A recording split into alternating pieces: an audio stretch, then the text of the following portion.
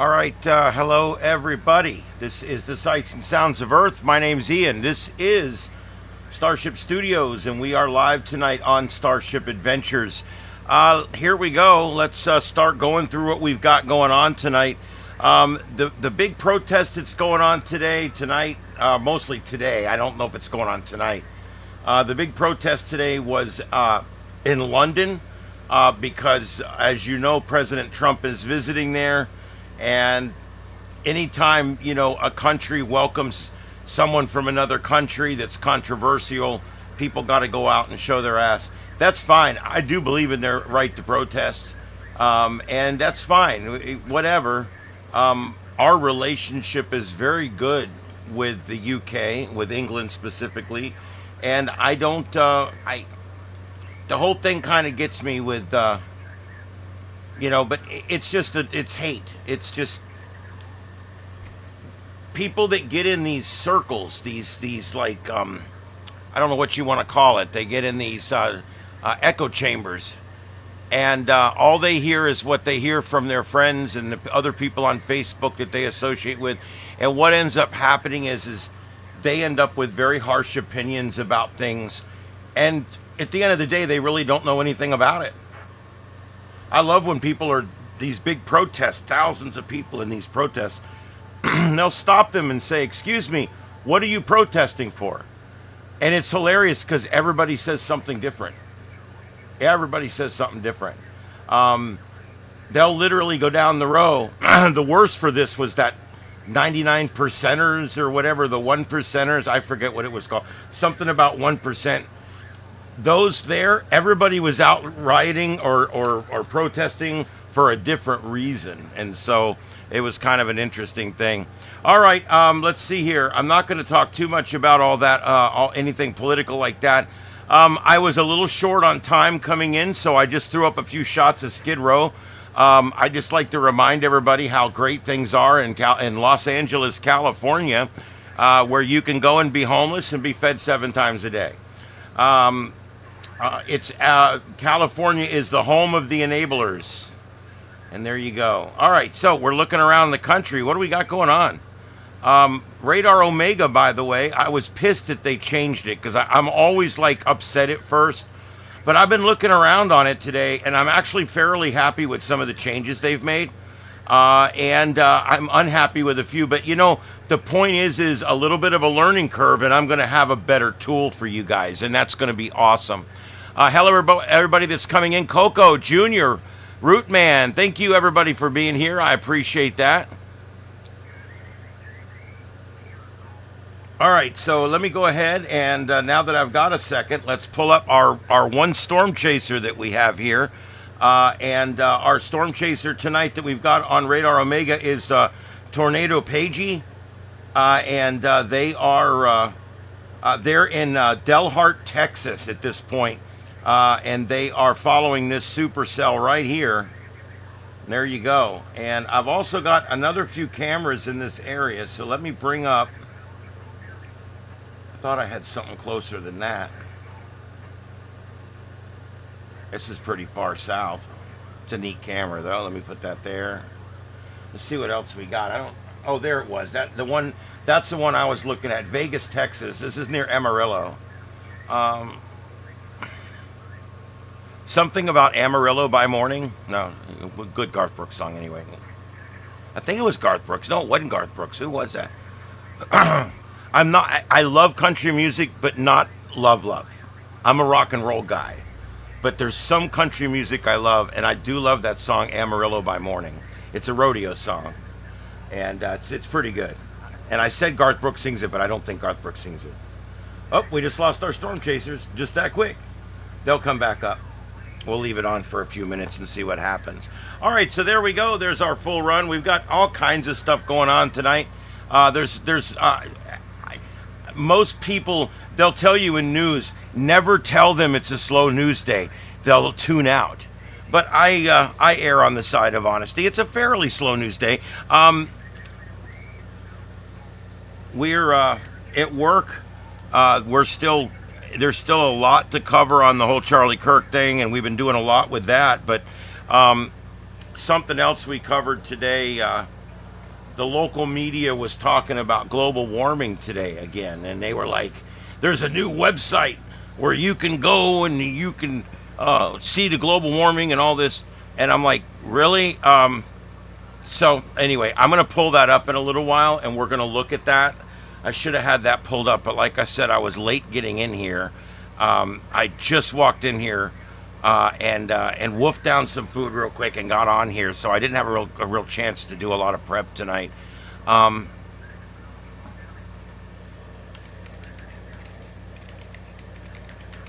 me see what I can find real quick here. Now I got that song in my head. Sort by date, of course.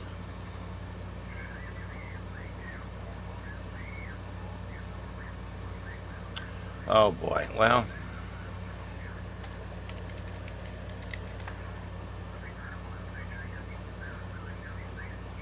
What was that? Oh, Climate Central.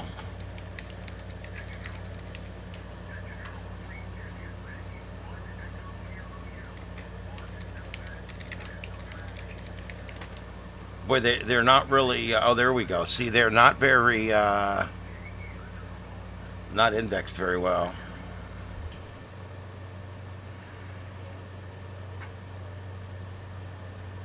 Well, where's it at? Oh, the Coastal Risk Finder. Here we go. Okay, so what we basically got here is, oh, this isn't it either. Hold on. Damn it. This really aggravates me. Christ. What a waste of time. I'm not even sure exactly where I saw it on here. Anyway, what it basically is it is a website where you can go in and it'll tell you whether your house will be underwater in 50 years. And what it basically comes down to is it's basically just local fear mongering. And it's something we hear about a lot down here in Florida. You know, there's been a lot of different politicians, a lot of different scientists, a lot of people told us for many years, hey, the world's coming to an end, everybody.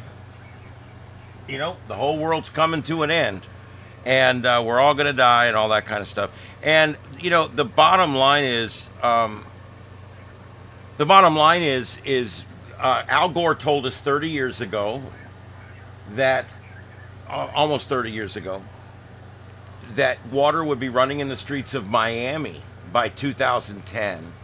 He said there was going to be verifiable inches of tidal rise, and there's actually been none that's been documented. So it's kind of a strange situation where we've got this, you know, we've got all these scientists and all these politicians all signed on to this theory that the tide was going to rise and we were all going to die. He said the polar ice caps would be completely gone by 2020. Well, it's 2025 and the polar ice caps are actually growing, and they have been for 7 or 8 years. Because it's all cyclical. It's all cyclical. The Earth fixes itself.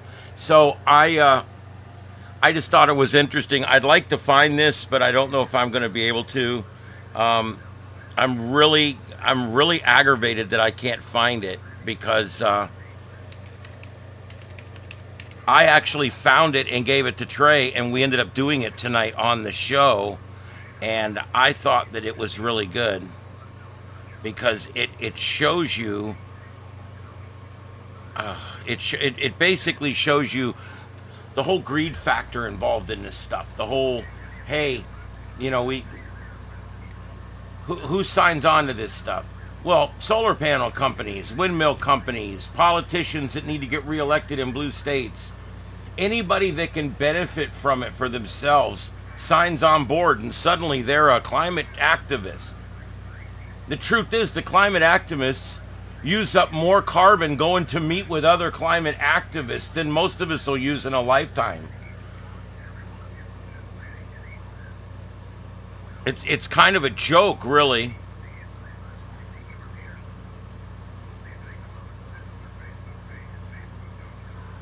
Oh well, I'm going to give up on this. I'll have to do it tomorrow. It's not a big deal. We'll just do it tomorrow. I just can't believe I can't find this just instantly like that.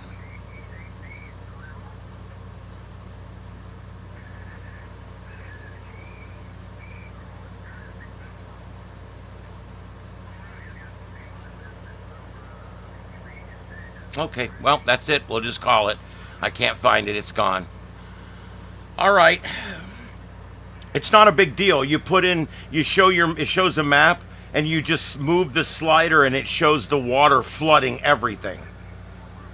And like I said, they told us 30 years, they told us 50 years ago, when I was a little kid, they told us that we're entering an ice age, and that pretty soon Florida land would become very expensive because all the people in Canada and all the people in North America, north of the Mason-Dixon line, would all have to move south, and they would all have to move into a tropical climate in order to survive the coming ice age. There would not be enough, because remember, they thought we were going to run out of oil. Remember all that. There would not be enough heating oil to keep our population alive in their homes in Winnipeg and New York and Baltimore and Chicago and Philadelphia. And so all those people would have to move to Florida. It's funny because that is what's happening anyway, but not for different reasons.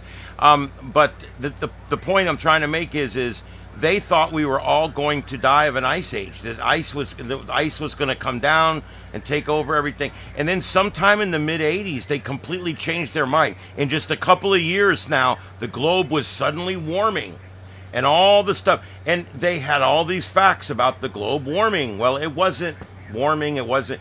The whole thing is just alarmism. They cherry pick the numbers, they plug them in, and they use them for their own personal gain. Whether it's a politician, a corporation, a small businessman, or just some of these useful idiots that they convince that this stuff is real. It's just crazy to me. Hey, Dominic, what's up? CQ. So I just wanted to I just have to mention again, we didn't have the ice age. We didn't have the acid rain. Remember the acid rain that was going to kill us all? Do you guys remember the hole in the ozone layer that was getting bigger every year? We're reporting on the hole in the ozone layer. Guess what? Went away. Earth has a way of fixing itself. Peak oil. We never ran out of oil. All these things that they said was going to happen to the climate. They said the hurricanes were going to get a lot worse.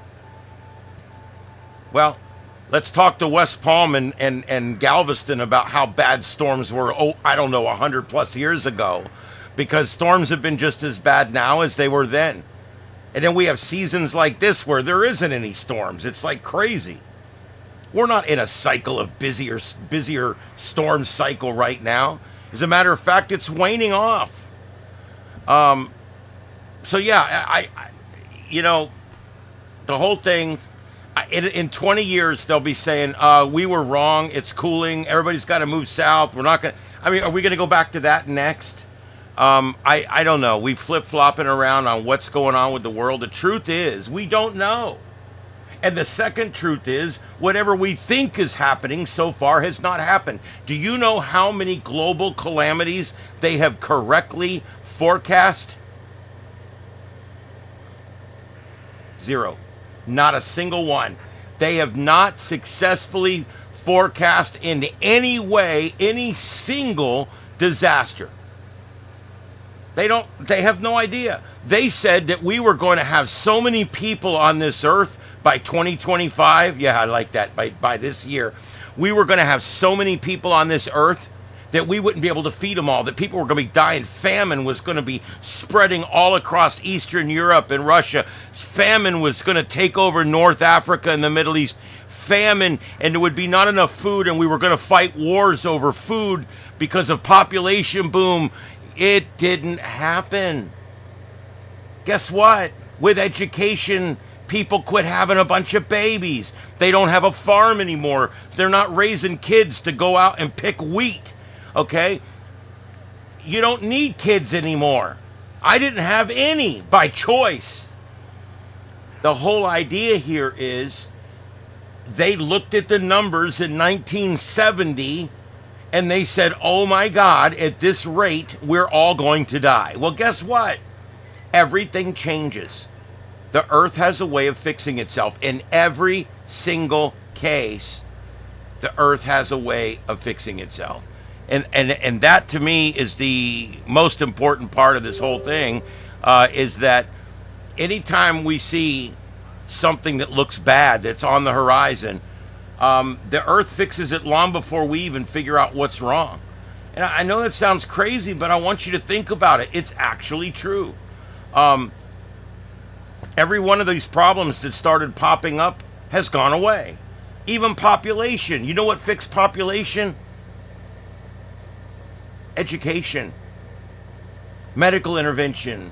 There's a lot of things, but it all added up to we're not increasing population anymore. Do you know that if you take the illegal immigration out, and we almost just recently have, if you take all the illegal immigration out of the United States, our population is in decline. We are no longer in this country producing enough children to completely replace each generation. We are in population decline. The only thing that keeps us, on the plus side, is people coming here unlawfully or illegally.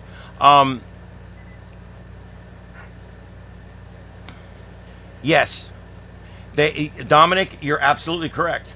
They said in the mid 70s, late 70s, when those big blizzards came through, they were telling people to buy property in Florida.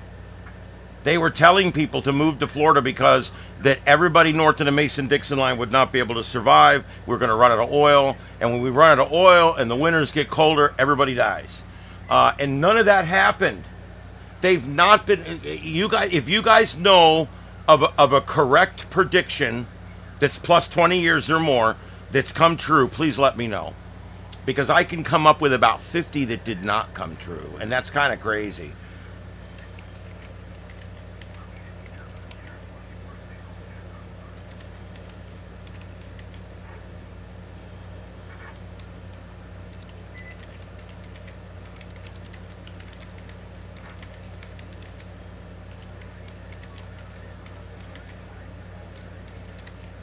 Hold on just a second.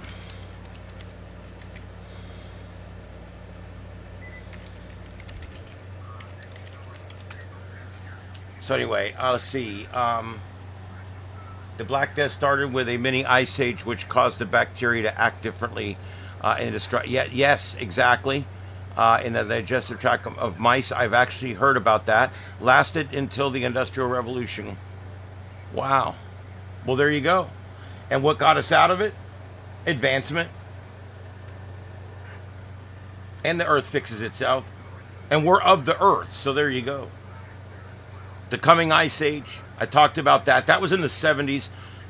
Acid rain in the 80s. Boy, when I was in high school, we had lessons in school about acid rain and how they showed pictures of people holding things over their head, running. And the reason was because they said in the future, you're not going to be able to be out in a rainstorm or you'll get burned. I don't make this shit up. They actually said this. They actually said this. I got blinking lights outside my house. The cops are doing some kind of big op in here. Yep, it's red. It's red and blue lights. Let me pull up the right camera and see if I can zero in on it.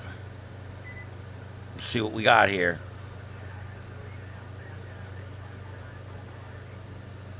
Yep, there's a traffic stop. I got a tower cam.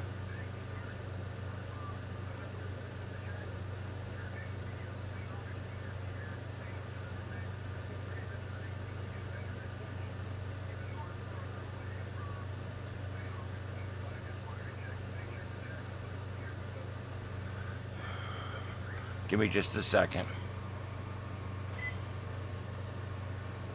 Let me see if I can get this moved around here.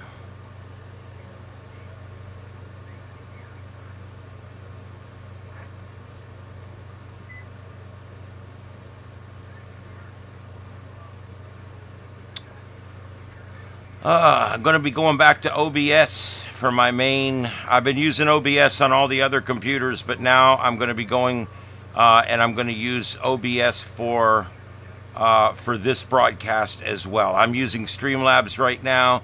OBS seems to be working a little bit better. Here we go, guys. There's the live traffic stop going on right there.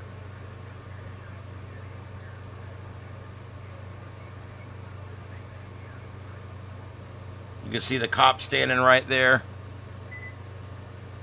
I don't guess they've started beating on him yet. I don't have a lot of faith in the cops around here. They're pretty rough. We've got great sheriffs down here in a lot of places, but the one here in my county is a tyrant, unfortunately. You know, it gets that way sometimes. Halloween, 1991, 39 plus inches of snow where I live near Minneapolis, according to Coco. The local weather people were so concerned that winters were going to continually get worse until we all died. There, I just had to say that. It sounds better when you end. You got to end every sentence, and then we all die. Look at this, a live traffic stop going on the next street over. This is about 100 yards away. On the next street over, looking over my house, over my neighbor's house, and onto the traffic stop in front of his house. As I call them, it's the Lee County Road Pirates. Although I will say they don't write a lot of tickets because all they're looking for is drugs. The only thing this sheriff promotes people for is drug arrests. He doesn't care if you get people's property back, or he's really not that interested in, like, if you catch rapists or robbers. And they really don't seem that interested in solving murders either. But, hey, you got drugs in your trunk, you're fucked. They run a drug dog around everything. Drugs. Victimless crime. Ice Storm Uri was blamed on global warming, yeah. Well, here's the thing. They've changed it from global warming to climate change to climate disruption. And the reason they did that, they're modern highwaymen. Yeah, they are. On the coach roads, they do ride. Anyway, love that song. Anyway, oh shit, whatever. I lost my train of thought. I do that every now and then, whatever. I'll tell you what, guys, outdoor cameras. Oh, man, I'll show you some in just a minute. They're cheap as shit. I bought a single one, then I bought a double one. I put them up during hurricanes with batteries and shit. Now I got this one is a triple one.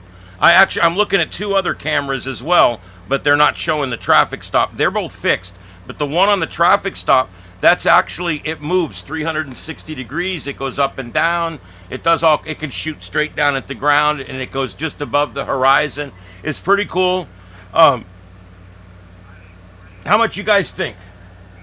Under $50.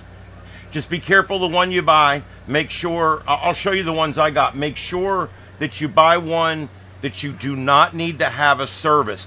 Go down before you hit buy and read the top 10 comments and make sure nobody puts in there, you got to buy the service in order to whatever. Okay, make sure you get one that will work without you having to pay any money.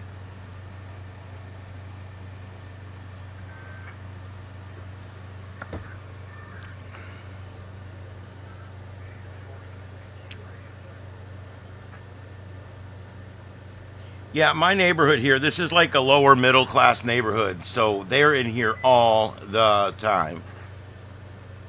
They love to come in here and just drive around. They stop every single person that's driving down the road. If you have a bicycle, it has to have a headlight and a taillight, or you get stopped and written a ticket.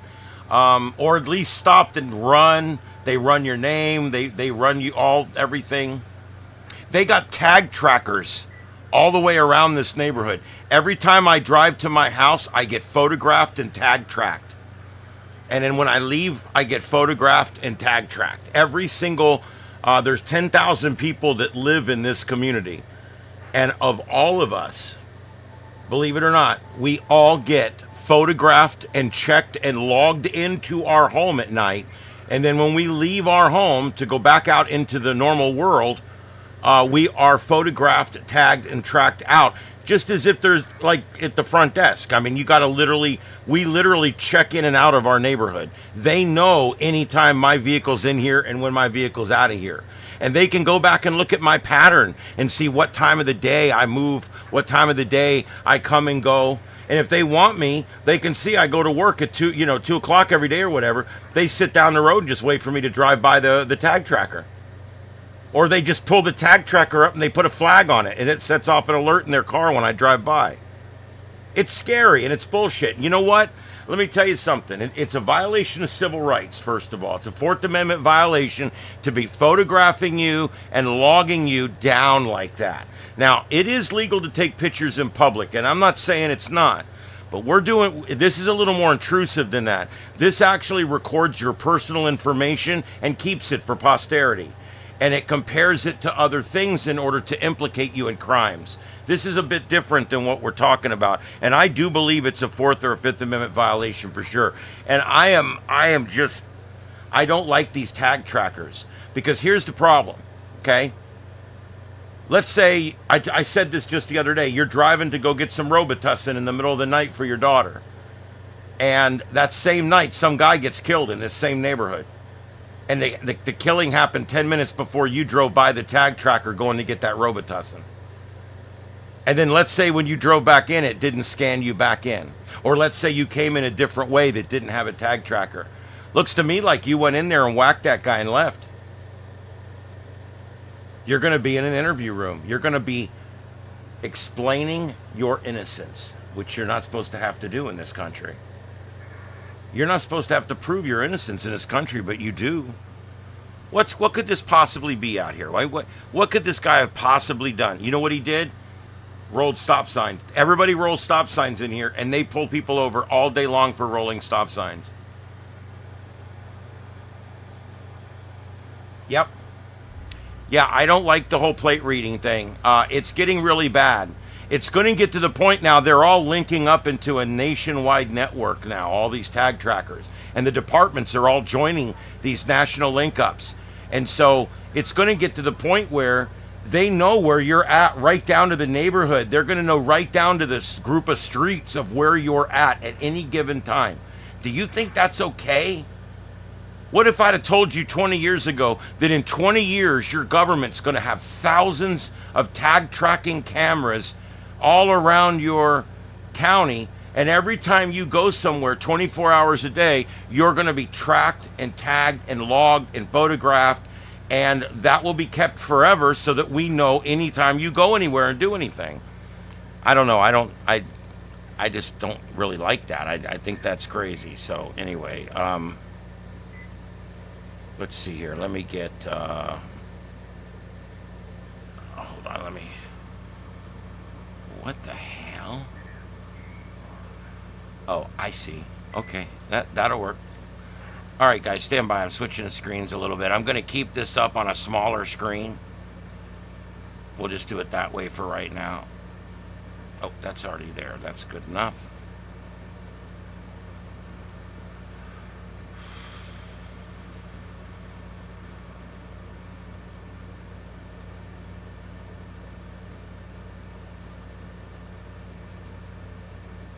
Yeah, I'm not fooling. I love to have cameras of everything. I like to be able to watch what's going on in my neighborhood. I don't point my cameras down in my neighbors' homes or anything, but I do have the ability to see anything I need to see what's going on in my neighborhood. But anyway, there you go.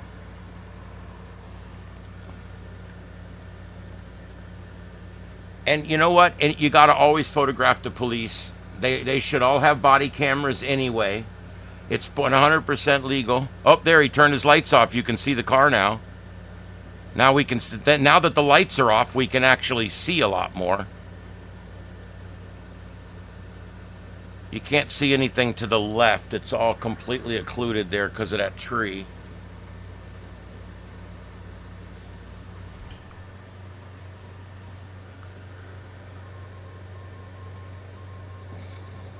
Okay, it looks like that's over. 2 units. They don't take a dump without a backup.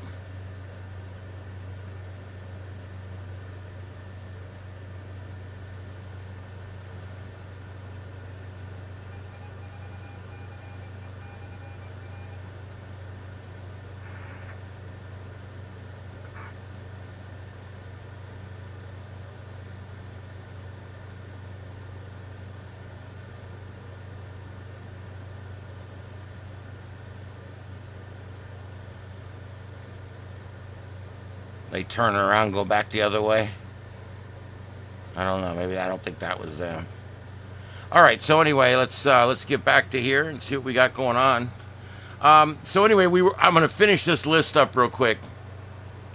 If you remember, they talked about the coming ice age, 1970 through 1979, acid rain, right in the 80s, right? Hole in the ozone layer, 1980 through 1990.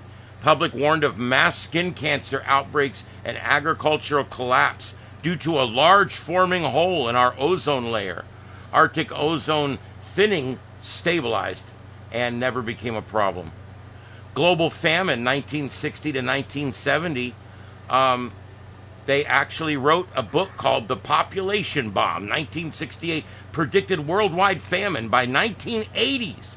Technological advances in farming and the stabilization of our population negated this entire thing. And now we're just doing fine.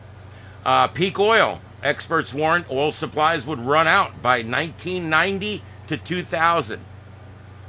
New drilling techs, fracking, untapped reserves, plus the fact that oil seems to regenerate itself, have all led to this just not happening. Everywhere we dig, there's oil, and we pull all the oil out, and when it runs dry, we just come back 10 years later, and it's full of oil again. Y2K collapse. You guys remember that one? Y2K. Everything's going to shut down. We're all going to die. People are going to be stuck in elevators all over the country at midnight. We fixed the problem long before we needed to. There was never a Y2K collapse. You know, they had us so panicked. I was on duty that night, A shift, at my fire department. I was on duty that night. It was my night. We had called in extra people. We had TVs all set up.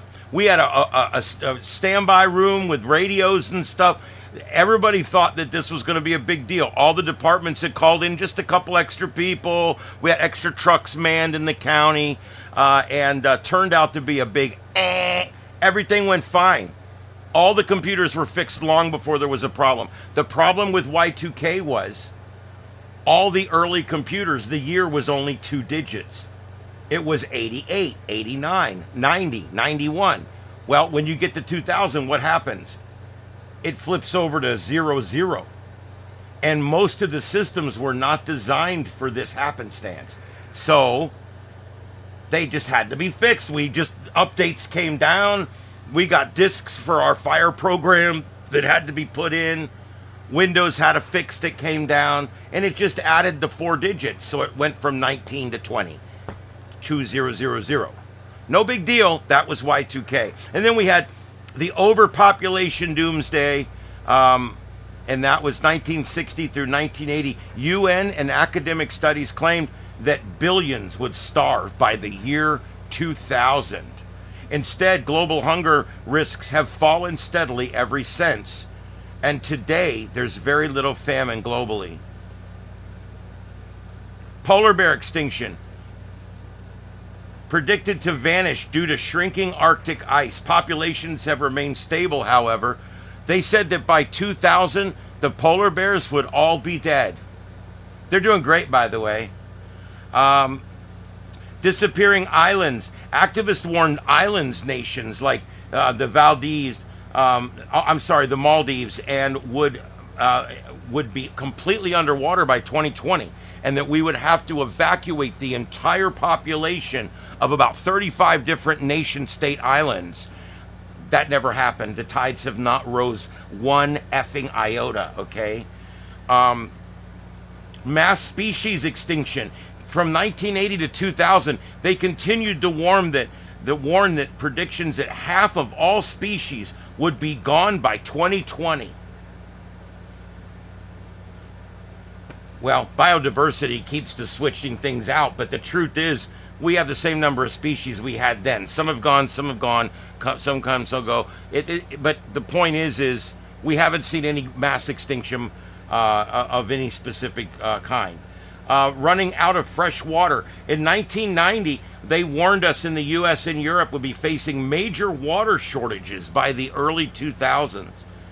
However, technologies such as reverse osmosis or desalinization and better management and better sourcing and things like that, we don't have any problem with water now. Plenty of water, no problems. Manhattan would be underwater by 2000. Al Gore, in an inconvenient truth, said that parts of New York City and Florida, like the streets of Miami, would be submerged by 2015, and by 2020, entire populations of towns would have to move. Those predictions were completely false. The tide never rose. Nuclear winter, popularized by Carl Sagan, predicted small-scale nuclear war would cause global famine and mass extinction. Hasn't happened. We just used them too, and that was it. Those two nuclear bombs have saved 1 million people. Killed 100,000, saved 1 million, one of those kind of dealies. And then we had bee extinction. Here's another one, our pollinators. Colony collapse disorder, CCD, was hyped as the end of, it was going to be, it was going to cause a global food crisis because all the bees were going to die and we were going to run out. Our pollinators were all going to run out, and it would be pandemonium. There would be no citrus, there'd be no fruits, there'd be no vegetables. What are we going to do? Oh my God. Actually, bee populations have since rebounded, and agriculture has since adapted. And at this point, we are at a surplus. Nothing else is needed. These are all just examples of everything they ever said was going to happen to us didn't happen to us. When are we going to learn? When are we going to learn to stop giving billions of dollars to these stupid, oh my God, we're going to die theories that have never panned out? Do you know how many millions and millions of dollars was spent on acid rain research?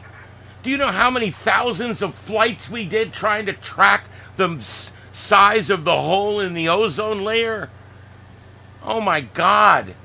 It's been ridiculous over the years because humans are just freaky deaky when it comes to the end of the world.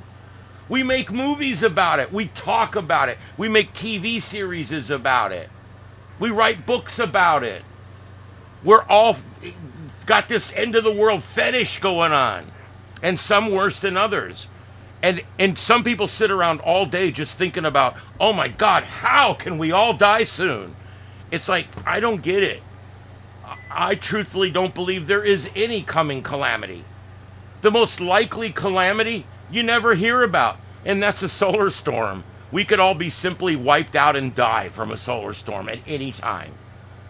Our entire power grid could be rendered useless during a storm at any time. We could completely lose the internet forever. But that's never talked about. Why? Because you can't make money on that. You can't make money on that. There's no way to charge people money to save the planet if it's the damn sun that's killing us.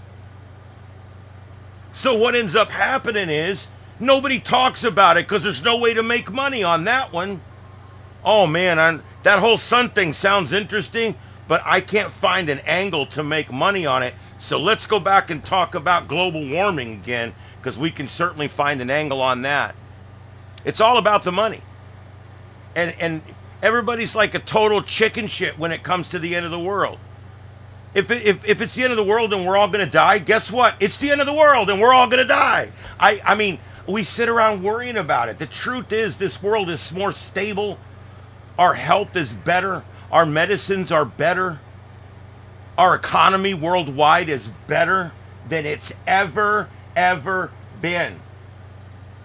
Our geomagnetic field is stable.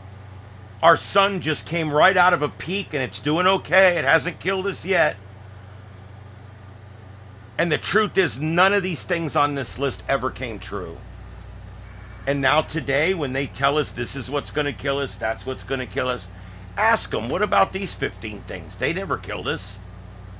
Why is this going to kill us when none of the things you guys ever said was going to kill us killed anybody?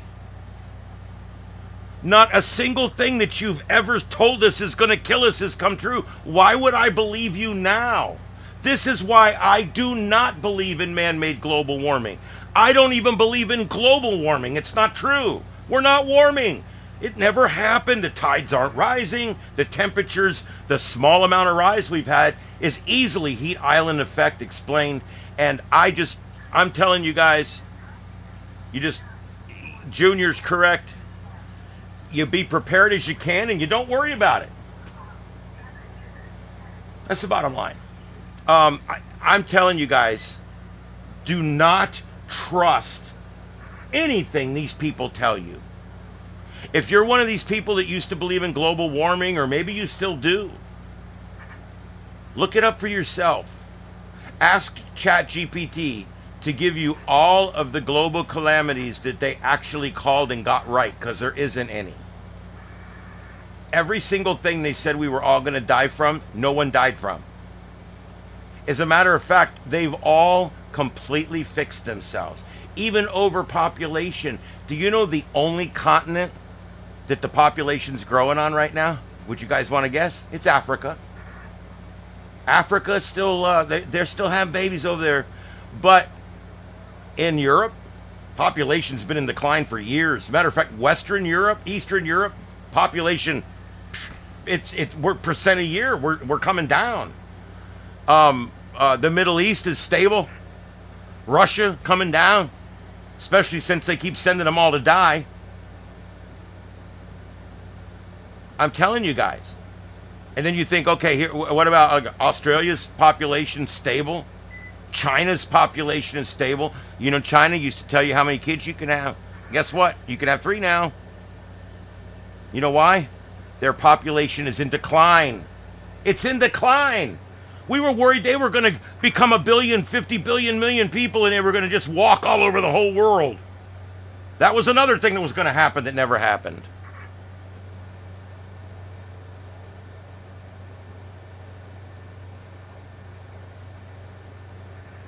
Yeah, you can point at things at specific locations. I'm talking specifically global.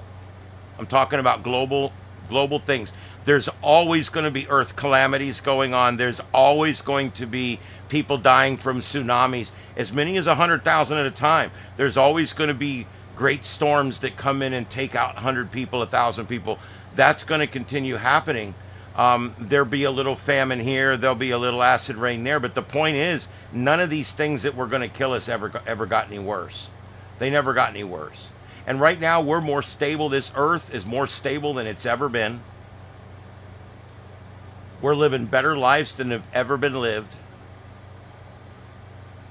And the gloom doomers, the naysayers, the people that say that humans are bad, and we're going to kill everything, kiss my ass. I'm so sick. Let me tell you something that really pisses me off. That's just not natural. That's not natural what you're doing. Man-made stuff is not natural. Man-made is not earth. It's not us. Let me explain something to you guys that maybe you haven't considered. You're of earth. I'm of earth. We were spawned here in the tidal pools. This is where we come from. This is us. Whether we were placed here by a creator or placed here by a creator and we grew through the whole process, whatever, okay, it doesn't matter. We're of earth. We are earth. We're made of earth. This is earth. Every 7 years, my cells replace themselves. This is earth. This is me. I'm of earth. If I make a change in my yard, it's natural because I'm from earth. It's my yard on earth, and I'm changing my yard on earth. Therefore, by God, it's natural. It's artificial. No, it's not. Man is of earth. So if a deer knocks a tree over when it's running, that's natural. If a man knocks a tree over while he's running, that's man-made. That's not natural. That's wrong. That's not natural. We're of earth. So I've never understood this argument. Yes, population in China is collapsing, literally. Some of that's good, some of that's bad for them. Um, can I tell you, I am so disappointed in the Weather Channel. I hate to say it, but I found three other weather channels much better. Even that new Fox News weather is actually pretty good. But I got it because they don't do the politics or anything. It's just weather.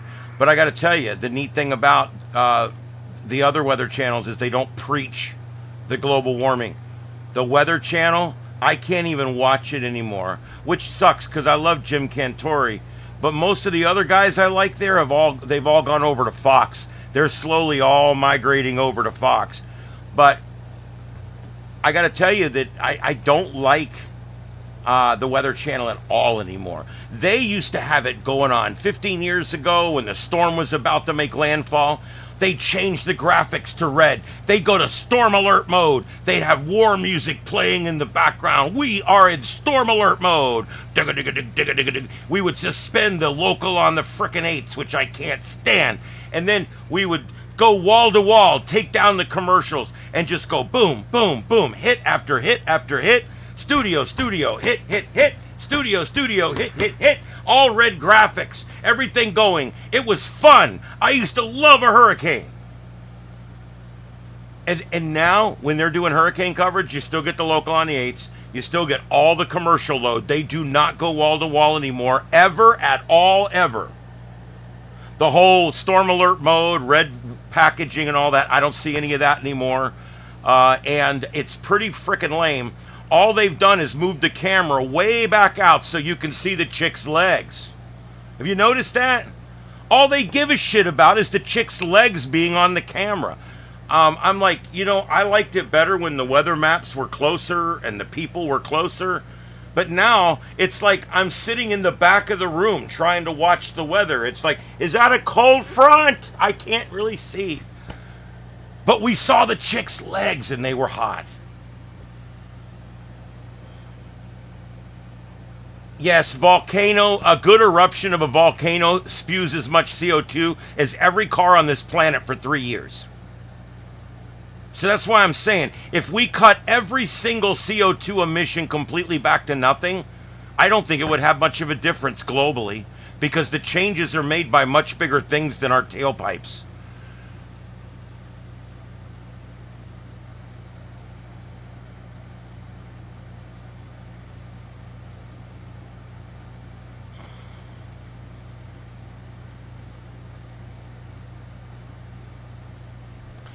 Yeah, I will say, Red, there is a lot of volcanoes spewing right now, but I've been studying these things for years, and I really don't, I think when you add them all up and you look at the curve, I really don't think there's any more CO2 eruptions now than there was 20 years ago. I could be wrong, and if I am, please let me know, and we'll talk about it. Because I haven't looked up the actual figures, but I haven't seen, I read articles all the time on this stuff, and I haven't seen anything produced that says that we're at some kind of volcanic high over a period of time. Yeah, that's true. That's true. Yeah, fair point. Fair point. I shouldn't speak in absolutes. All the CO2. Yeah.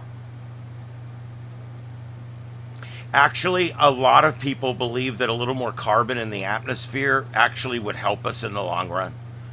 And that 1 degree of temperature rise would actually help us in the long run. There's a lot of science coming out on the other side now that are like, even if we do have a half an inch or I'm sorry, even if we do have half a degree or 1 full degree over 100 years, that's probably okay. That's well within tolerances for the planet, number one. And number two, it would mean slightly longer growth seasons all over the whole world. And it would actually have a net positive, not a net negative. So you got that to look at. And the whole CO2 thing, I don't know. I don't think the levels have changed much to over 100 years.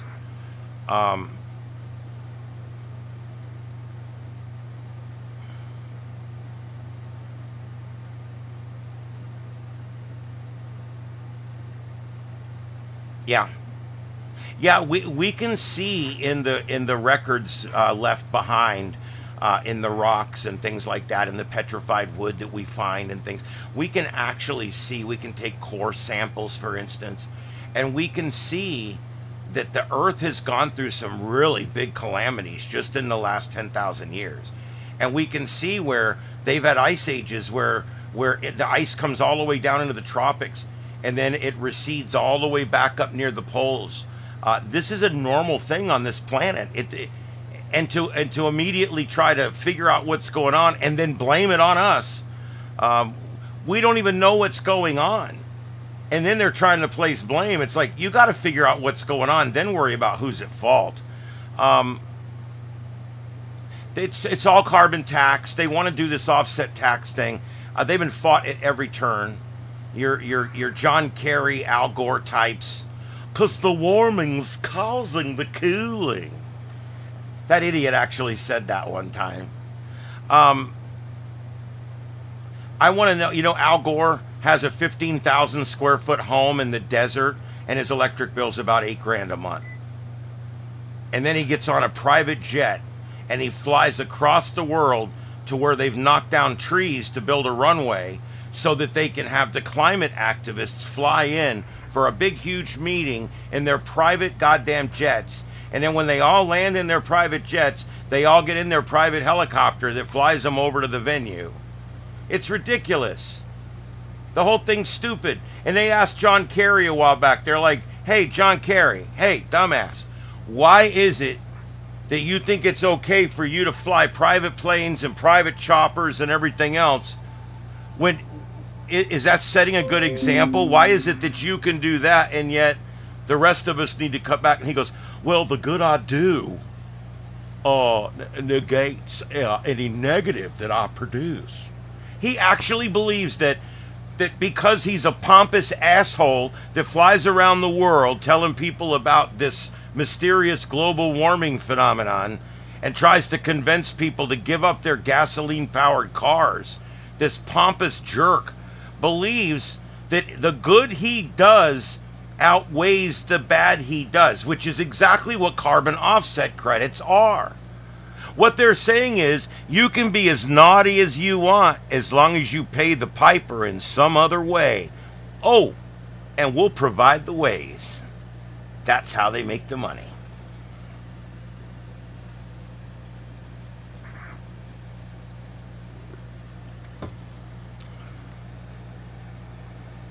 Yes.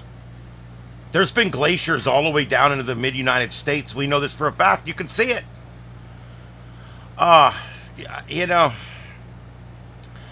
This wasn't even what I was going to discuss tonight, but we discussed this at work today, and it kind of got me on the subject, and I didn't really have a main topic for tonight. This has been kind of fun. I love talking about this because I don't know 100% if I'm right or if they're right or if you're right. I don't know. But I'm telling you how I believe and what I've seen. And when you read this list and you see that nothing on this list ever came true, and nothing like this ever happened that did come true, why the F would you believe anything these pricks tell you now?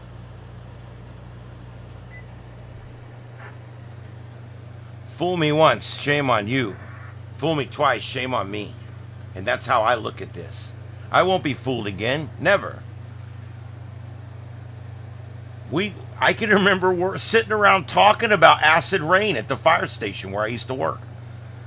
I can remember sitting around talking about the ozone hole in the ozone layer. I've always been kind of a futurist, and we used to talk about these things as if they were fact. I played into it myself when I was younger. I didn't know. They said we're all going to die from acid rain. Hell, I was getting ready. But the truth is, none of the stuff we ever talked about, none of the stuff that's here ever happened. It didn't happen. Oh, wow, look, there's no traffic stops. That's pretty cool.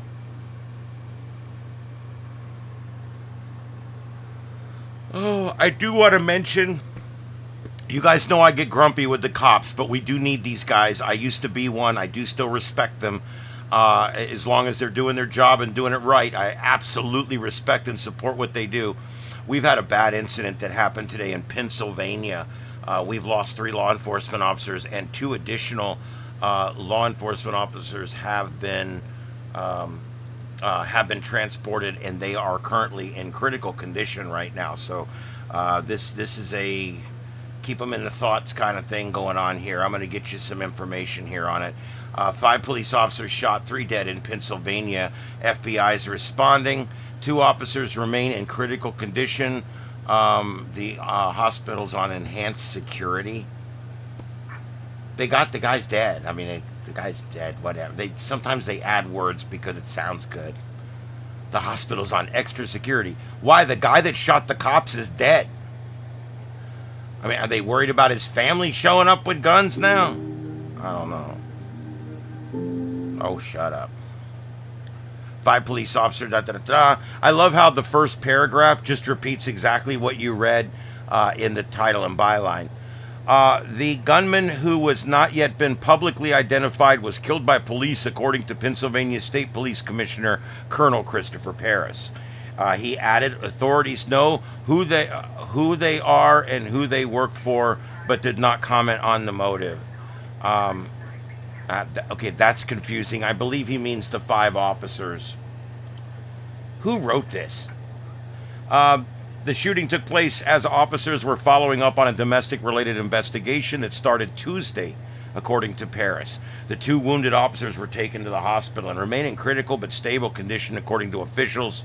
Wellspan York Hospital told Fox News Digital enhanced that security protocols were in place. Again, oh my God. It's like anytime something big happens now, everybody's got to do the plan. Well, our procedure is when something big happens, we got to put an extra guard at the door, and we got to turn on this light, and we got to go over here and lock that door. And dude, it's okay, okay? The guy's dead. It's okay. It's okay. The scene, which Paris described as large, was still active as of Wednesday evening. Pennsylvania Governor John Shapiro said during a news conference Wednesday he's continuing to pray for everyone involved. This is an absolutely tragic and devastating day for our community and for the entire Commonwealth of Pennsylvania. We're grieving for the loss of life of the 3 precious souls who served our county and served the Commonwealth. We continue to pray for the full recovery of those who are in critical condition. The Federal Bureau of Investigation, the Bureau of Alcohol, Tobacco, and Firearms and Explosives, can't forget that, and the Pennsylvania State Police are all assisting. I would expect nothing less. The shooting came just a few months after another York County officer was killed in the line of duty. Shapiro said Attorney General Pam Bondi reached out to him directly and said the state has their full support. Kash Patel from the FBI added agents are already on the ground, and they send their prayers from D.C. The Pennsylvania State Police, Philadelphia Mexican Consulate, and Governor Shapiro's office did not immediately respond for additional comment. Look, the days of these people responding with comments and shit, they still put that in, but nobody responds anymore. They're your servants, but they don't answer to you. The cops even refer to us as subjects. Have you ever noticed that? I used to question that when I was a cop years ago. Why do we call them subjects and suspects? You only have certain people. Subjects, which is anyone who's not under arrest or being detained. Suspects, someone who is suspected of a crime and usually is already under some kind of detention.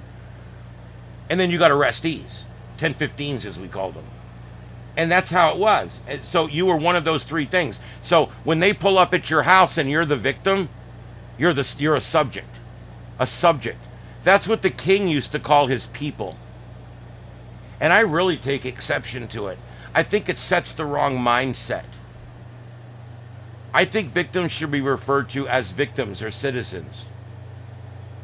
And I think bystanders should be referred to as bystanders or citizens.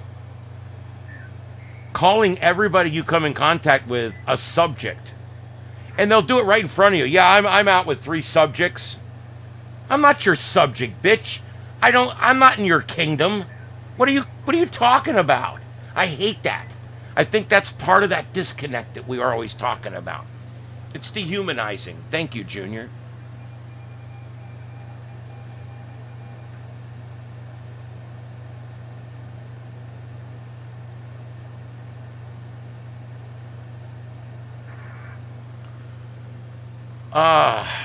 Deploribus, are you talking about...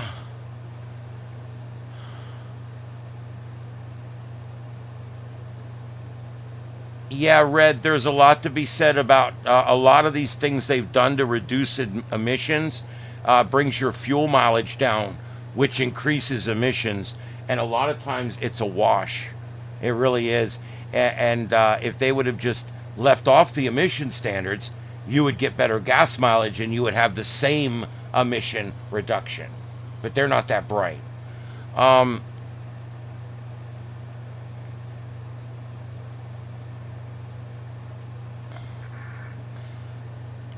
Star Trek, 1 semester of journalism in high school, and I can write better stories than that.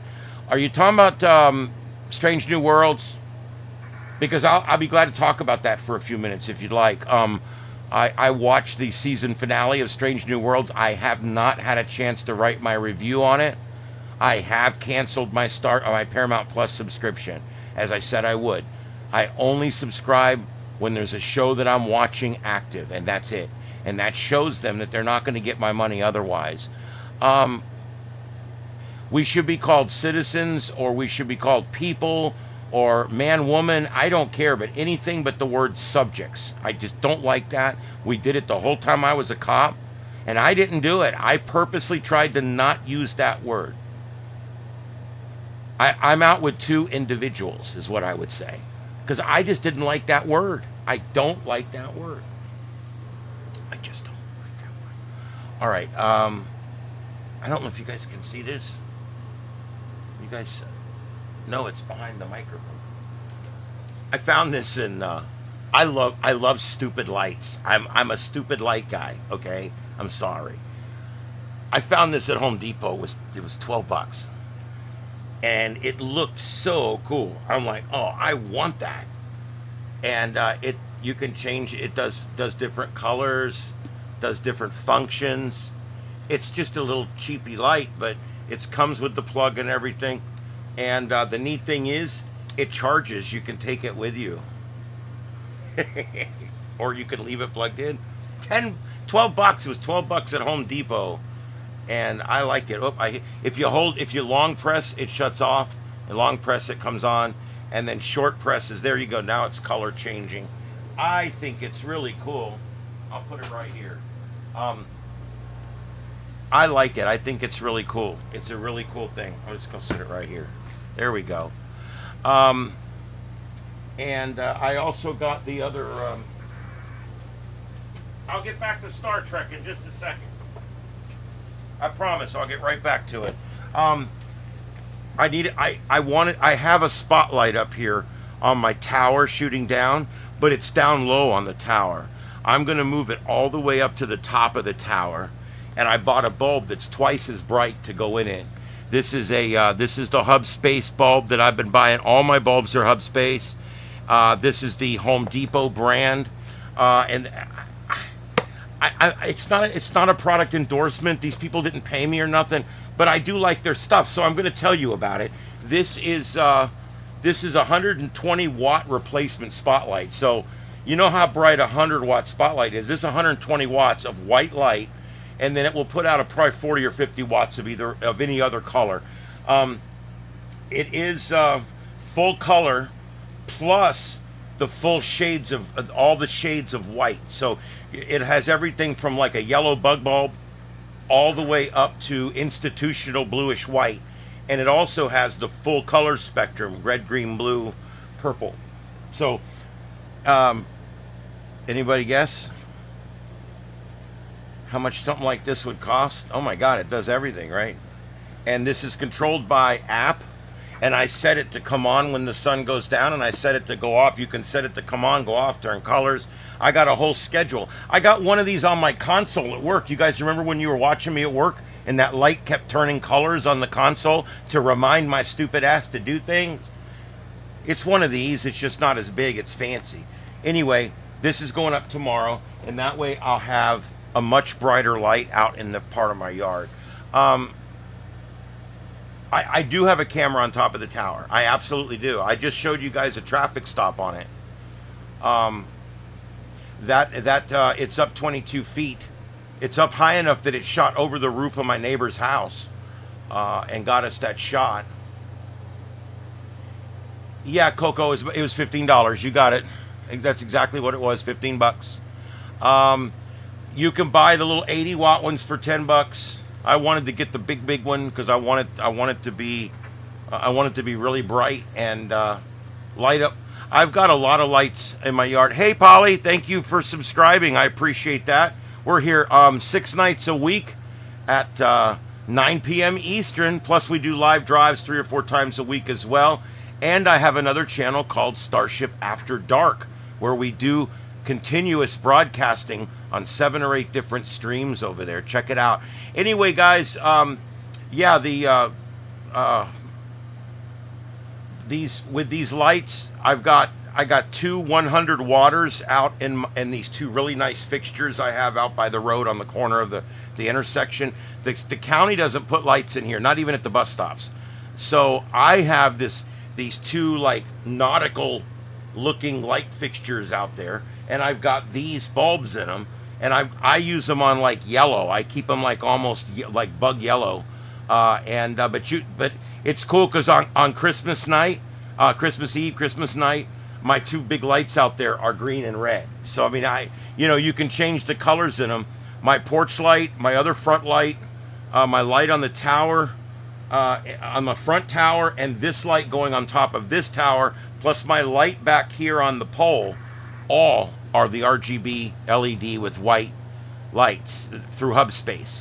So I have this phone, another old phone that I have up here, and I can go into this phone and pull up Hubspace. I can pull up this curtain back here and change the light curtain. I can also go to Hubspace and I can change all the bulbs. I can change the schedules for them. I can make them all at midnight, right at midnight, all start blinking for 1 minute and then go back to normal. I can do anything you want with them. It's pretty neat too, because you can use them to remind you to do things. Like if you forget to do something before you go to work, set all your lights in your house to turn blue for 10 minutes right before you go to work. And what that'll do is remind you, oh shit, I gotta remember to turn the pump on or whatever. So it's really cool, all the different things you can do with the bulbs. Yeah, welcome into the welcome, Polly, to our little group here. You'll see we've got a bunch of regulars in here.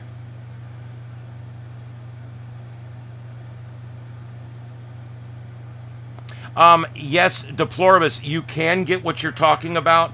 They're really not privately available that much. You have to buy them offline. But commercially, a lot of the new commercial lights are coming with a battery that will light the light for like 30 minutes following a power failure. And that's something that commercially is becoming available. My studio and my new studio both have it. The new studio we're moving into, the entire building is on an uninterruptible power supply and a battery bank. And then at least 1 or 2 lights in every room will stay on even through a power failure, which we probably will never have because we have dual generator backups and a battery bank to hold it while we're getting on generator. So it's kind of one of them things. Oh, we had a stream stop here. Let me turn that off. I'll put something back up there. All right. Whoop, that other one might have quit too. I don't know. All right, guys. Well, I've been an hour and 10. I'm only going to go about 30 more minutes here. Let's see what we got. I do want to talk about Star Trek Strange New Worlds. I agree with you. The writing has been shit. I think that's the biggest problem. I call this Space 1999 syndrome. And the reason I call it that is because Space 1999 was made in Pinewood Studios over in Britain, and it was a early 70s sci-fi show that was made to be like Star Trek in a way, but not Star Trek, if you know what I mean. They didn't want to copy Star Trek, but they wanted it to be kind of the same phenomenon. And they built the best moon base I've ever seen. They had miniatures. For the early 70s, the shit looked real. I mean, it was really good. And they had good actors and good acting. They had great props that were all made for 1974. But the writing was crap. It was shit. The plots had holes in them, and it's like, in one, I don't know. Even the consistency was good in these episodes. There was a lot of really good things about this show. As a matter of fact, almost every aspect of the show, from the uniforms to the props to the actors, almost everything was top notch. But the writing sucked ass, and because of that, season 1 failed. And then they rewrote it to be more for an American crowd, because that's where they were releasing it, was in America. So they wrote a second one that had a bunch of disco music and big creatures that they had to fight physically. Every single episode, they would fire their big guns at it and nothing would happen, and they'd have to find out some other way to kill it. That was kind of the plot in almost every episode of the second season. The second season is called Series 2 because they never, it hardly even is a continuation of season 1. It's somewhat different. Even the moon base was different because it was shot on a much smaller soundstage. But that show, Space 1999, if you've never heard of it, go look it up. Watch an episode called War Games. It's pretty good. And see how they do it, man. Look at the sets and everything. They're really good. But the plot just dies, man. Even on War Games. It's a greatly acted show. But the plot doesn't develop right. The writing is shit. There's some episodes, they don't even really make a whole lot of sense. They're like, hey, we got footage of blinking lights. Just use that. And I see the same thing happening in Strange New Worlds, along with another phenomenon. And that is retreading. They are retreading. They had a holodeck episode. Holodecks aren't invented for another 75 years. Dumbass. And then they try to retcon the whole thing at the end by saying, hey, guys, look. Look. We're going to mothball this thing because it could hurt somebody. Anyway, the point is they break canon all the time. They write shit episodes. They wrote and produced a Star Trek musical. They should all lose their job for that alone. I don't know. I'm sad because I really like the cast, and I really like the ship, and I really like the graphics. I like all the space shots, the battles, the phasers. It all looks really good. And I love Ensign Mount as Captain Christopher Pike. He's amazing. I love number 1. La'an, I like her character a little bit, and I like the actress that plays her, but that's such a contrived ass bullshit. Khan's great. It just stinks. The whole thing stinks. There's too much contrived bullshit. Every one of them characters, they always say you need to write characters so that they're deep. They wrote these characters, some of them too deep. Every time there's a new episode, we find out some new crazy weird thing that Dr. Mbinga did. Every crazy thing, every new episode we find out. Nurse Chapel, she's this innocent little thing in the original Star Trek. She's this, she'd been around a while. She was professional. She's very good at her job. But she was a nurse assistant. She was a nurse. She assisted the doctor. In this show, Nurse Chapel's damn near a doctor in this show. She does everything. There's just it's consistency issues. There's canon issues. There's writing issues. We never met the Gorn until Kirk fought the Gorn at Vasquez Rocks. So how did that happen exactly? Well, then they try to retcon that in the second to last episode in this season.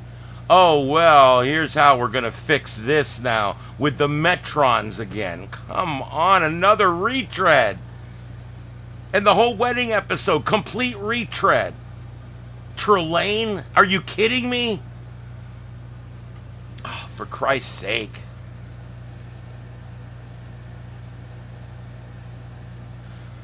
Yeah, deplorable. There's everybody builds off of the previous work.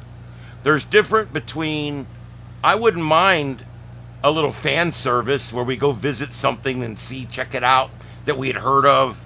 That's fan service. I don't mind that.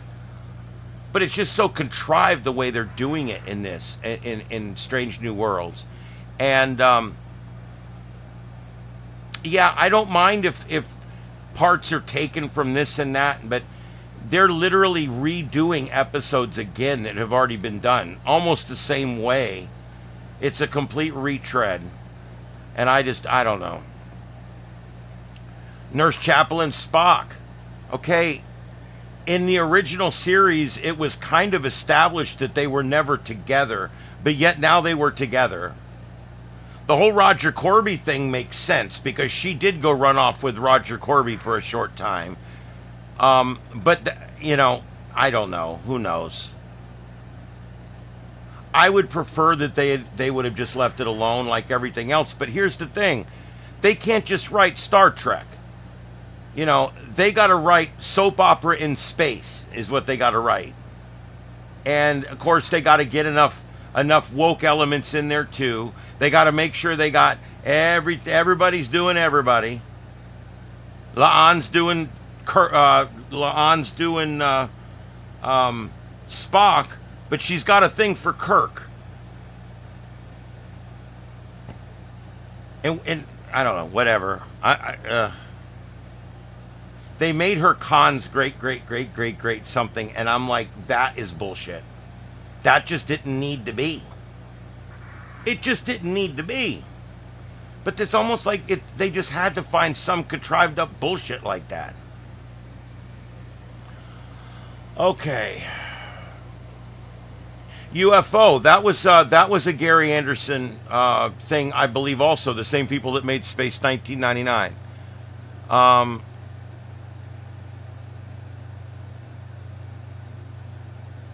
Are you talking about 2001: A Space Odyssey? Yeah, that movie held up pretty well. The pacing in it was always my problem. That was a 3-hour movie that should have been a 90-minute flick. But yeah, 2001, I much prefer 2010. It had a much better pacing. And it had the same guy that killed Jaws in it. Come on.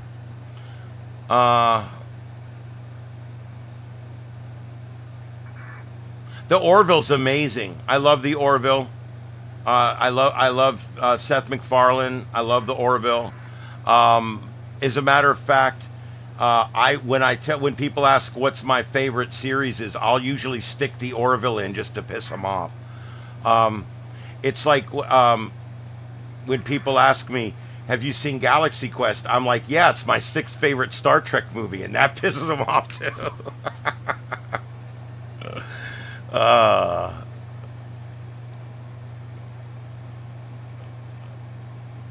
We'll see. What they're doing is they'll retcon. They'll have Q show up, and he'll do a bunch of shit, and then he'll just wipe their minds.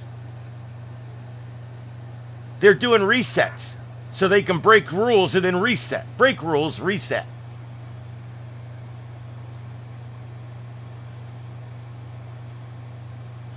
Well, but they still have to rebuild everything. It's not like a retread where we go back to the same planet that we did last season and we still have all the sets. That's different. We're revisiting this 59 years later. I don't see where retreads would save many money, other than I guess they can just hire a bunch of college kids to do the writing. Hey, there you go. I like 2010: A Space Odyssey. 2010, which was the second one. That one was really good because we went there on a Russian ship, and when we got there, the Russians and the United States were fighting. We hadn't nuked each other yet, but we were fighting. And at one point, they tell them, leave the Russian ship. You're not allowed on their soil anymore. And they went back to the other ship. I'm not going to give it away if you haven't watched it. It's probably the oldest one of the oldest sci-fi movies I recommend for you. Sci-fi didn't really get good till the early 70s, with that one major exception.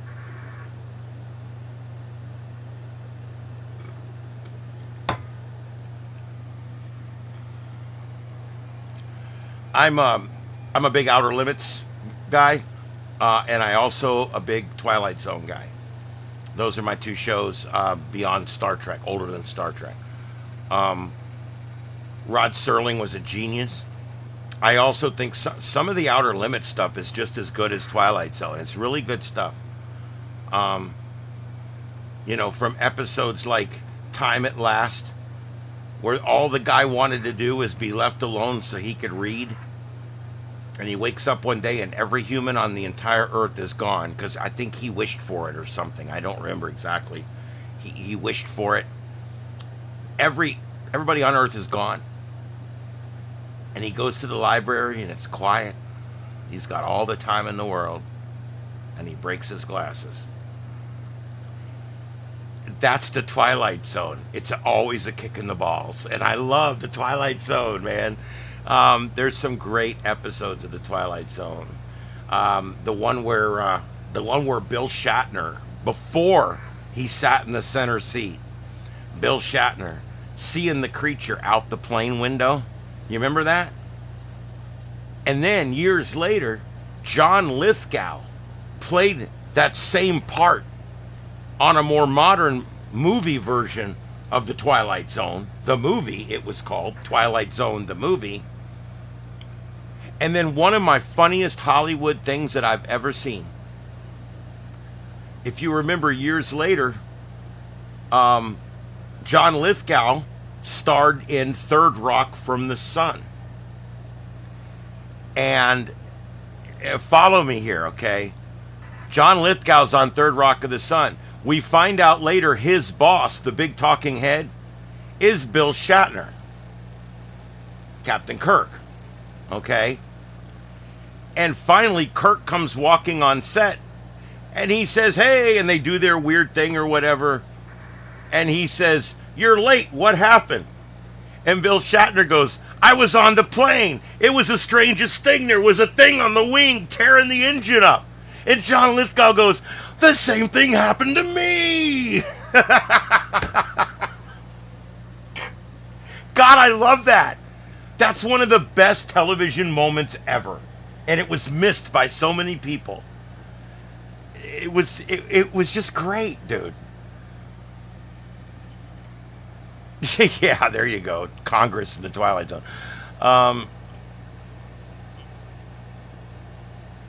Yeah, Deploribus, a lot of them were shot at Vasquez Rocks near Agua Dulce, and a lot were shot near L.A.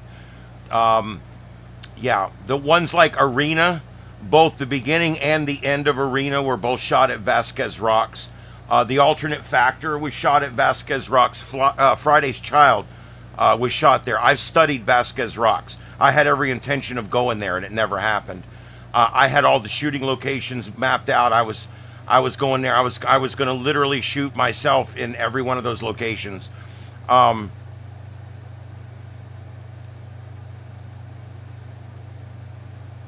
But yeah, look, if you've never looked up Vasquez Rocks, it's in Agua Dulce, which is outside of Burbank. And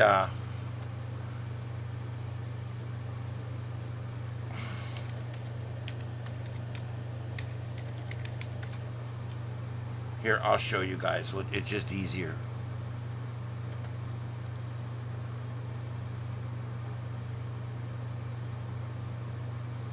Well, that's not it. Here you go. This is what Vasquez Rocks looks like. And this is where Kirk fought the Gorn.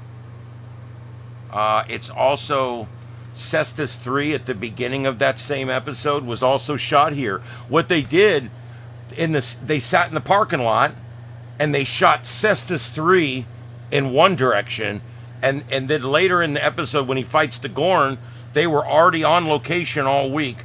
They shot all the fight with the Gorn here on this outcropping of rocks that you see right here. As a matter of fact, there's the shot of Captain Kirk and the Gorn right there, if you can see that. It's kind of cut off, isn't it?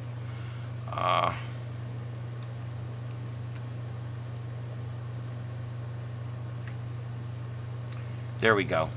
Yeah, right there on the right side, or right in the center of your screen there, you can see that's the shot of Captain Kirk, Bill Shatner, and the Gorn.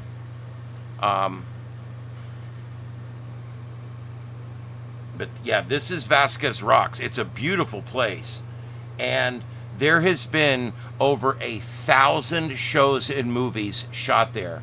As my mom used to call me all the time and say, "I'm watching Gunsmoke there at Vasquez Rocks." She used to call me all the time because we were going to go there. We really wanted to go there. But at one point, Kirk runs down here and he runs up here. Okay. And right there's a fake rock. It looks totally fake. But he gets up behind this fake rock and he pushes it off. And the Gorn's right down here in the very bottom corner there. He's standing there trying to make something, and Kirk throws that rock off at him. And that's where that whole shot was there. And then back around behind this was where that little flying saucer was in the alternate factor. And if you don't remember that episode, it was the one with the little goofy looking flying saucer with the bulb on top that couldn't possibly fly or work. It wouldn't surprise me if you didn't remember that episode, because it was a shit episode. It always lists in the bottom 10 of episodes. Friday's Child was shot here. That's the one where Kirk and Spock and McCoy go down, and the people are violent. They kill the security guard. They have to run off in the woods, and they got the pregnant woman with them and the whole bit. And there's a Klingon down there.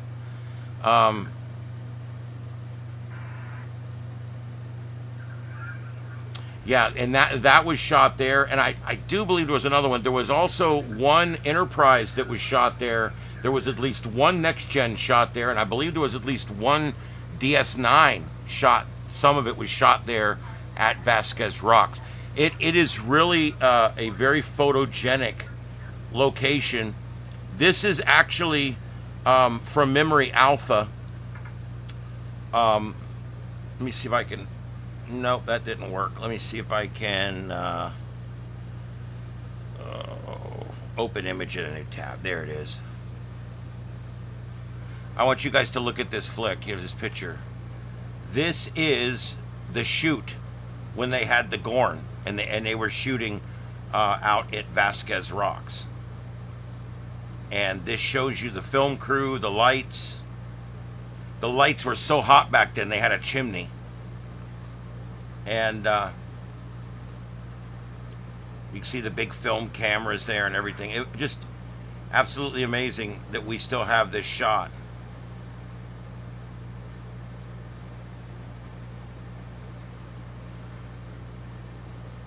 Let's see what other shots are here.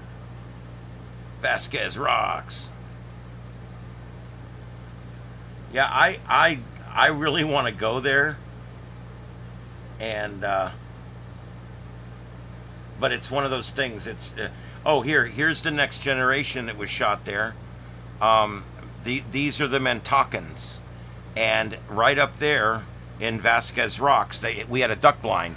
The Federation had a duck blind, and the duck blind became, because of an electronic failure, became visible, and Picard went there to rescue the people, and when he did, they saw him basically beam up, and they started worshiping him as a god. And these are proto-Vulcans, interestingly enough.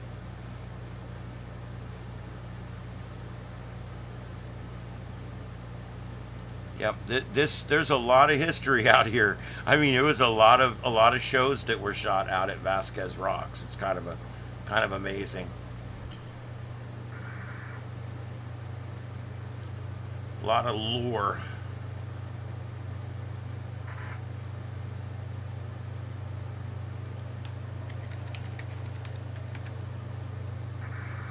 Let's see here. Yeah, here's another. There's a shot of Kirk. You can see there he's kind of back around a little bit there. Um, Different shots from that movie. Oh, here's the one. This is Voyager. This guy here, he's a Kazon, and he's Mayota. I'm trying to think of I can't quite remember the sect he's with, but he's the son of one of the big guys in there, and the two of them end up stranded on this planet. Just happens to be Vasquez rocks.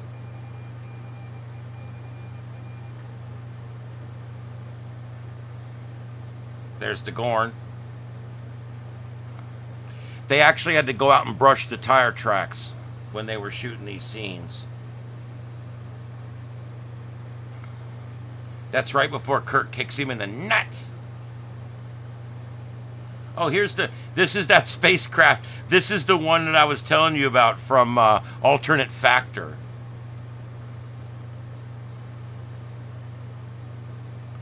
And this was shot on the backside of Vasquez rocks. And there's Kirk making his cannon.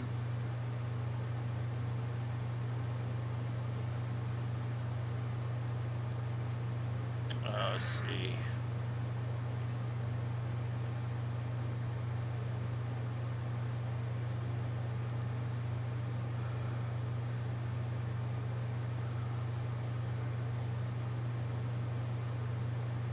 A lot of people go there. I know you guys have seen it in other movies too. Well, it's because they shot so much inside the studio, and when you shoot inside the studio, there's a lot more control over everything, and it was kind of that way, especially with the original series with me. When they'll shoot whole episodes on a soundstage, but they're outside on a planet. Lots of them, like That Which Survives, the Earth, the World Is Hollow, For I Have Touched the Sky.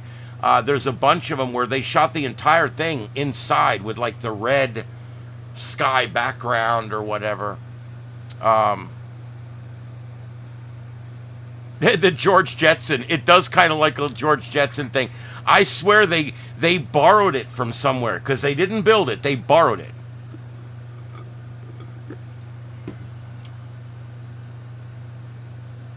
Yeah, TOS, when they were outside, it was very different than when they were inside.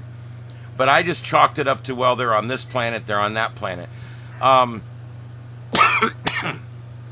There's a bunch of them where they never really go out. They don't go outside. They're out on a planet's surface, but they're still in the sound stage. And then all of a sudden, they'll shoot one out at Vasquez Rocks, and it looks totally different. I agree with you. I don't think it bugs me too bad, because I know what happened or whatever. But no, I understand what you're saying. I do agree. I absolutely agree.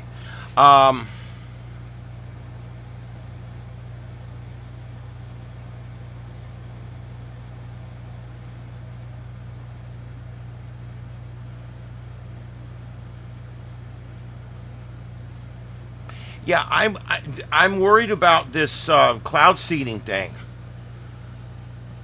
They start screwing around with cloud seeding, and we get places that get 30 inches of rain that we're only supposed to get 4.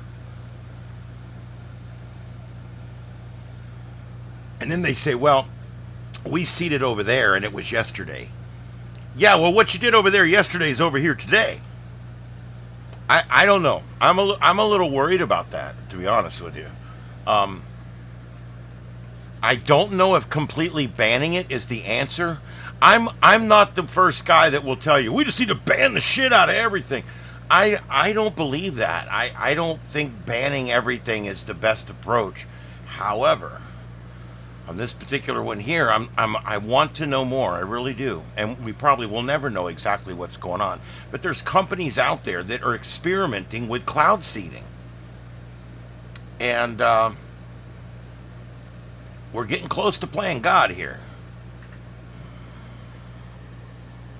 All right.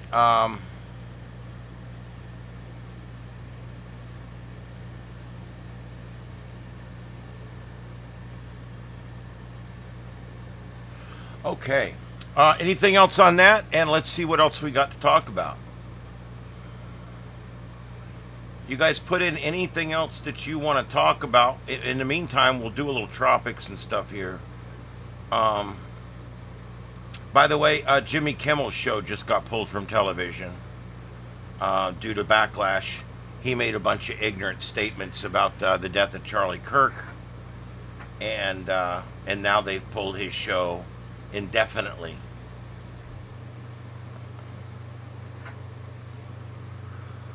I'm looking to see if there's any updates.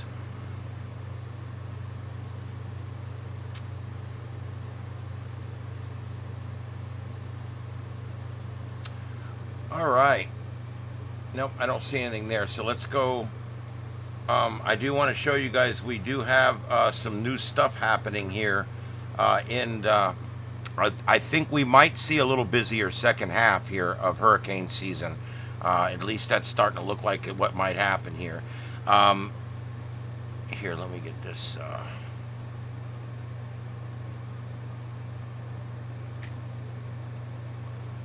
There we go. Let's center that up a little better. Okay, here's what we've got right now. We've got 3 systems we're looking at. I know this is a little confusing.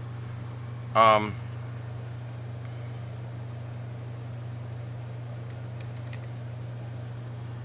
me get my epic pin. It looks a little confusing, but it's really not. You got to remember, first of all, that this is a 7-day graphical forecast. 7 days. Okay. So what we're looking at here is 7 days worth of activity. So I'm going to explain what we basically got here. First of all, Gabriel's going to move up this way. And then we've got 2 situations here. The X means we've already got a bit of a spin or a low. And this spin has got a 40% chance or less of developing in this area here over the next 7 days. Okay? And another area that's still back over here somewhere, once it gets to here in 3 or 4 days, could possibly form in this area. So I know it looks complicated, but all it means is we've got one storm that's pulling off, and we've got another storm that's moving into this area, and another storm right behind that. What is there to look at so far? Well, not a lot. There is a bend already starting to show a little bit here. So they may think that this next one's going to curve. We'll look. But the one behind that, it stays pretty far south. And that one looks more like it's going to be on that trajectory like that. So let's go ahead and let's run the models.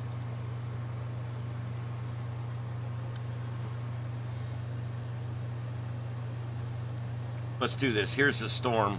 This is that one we already have out there that we've already got logged in. This one is going to be Tropical Storm Gabrielle. So we did burn off another name. And as of the 5 p.m. Atlantic Standard Time advisory, it's at 19.4 north and 48.0 west with a maximum sustained winds of 50 miles an hour. It's moving northwest at 14, and the current forecast takes it just to the right of Bermuda. You can kind of see here, there is a bit of a threat. It is a hurricane. The Bermuda's right there, and it is going to pass off. Bermuda is in the cone at this point. So I'm sure they're watching this one down there. All right, and so that's that one. Now let's go to, let me get back to here and take a look. Let's just run our 3 major models right now, and so we can see what we got here. Let's run this one forward, and you can see there the storm that they're forecasting for is moving up and it's moving out, and this doesn't form anything behind it. It shows absolutely no genesis at all behind it. So there you go. That's the first one. That's the American model, which has actually been doing pretty good this season. Let me move this up just a bit. There we go. And let me move this forward. Okay, so there we go. It's picking up that storm there. And again, really no genesis behind it. Nope. So right now the model's not really picking anything up. Let's see. Let's check the Canadian model.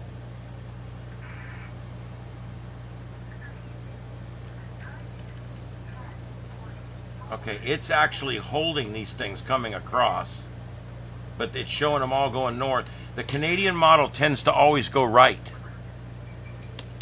which is different than their people, which tend to always go left.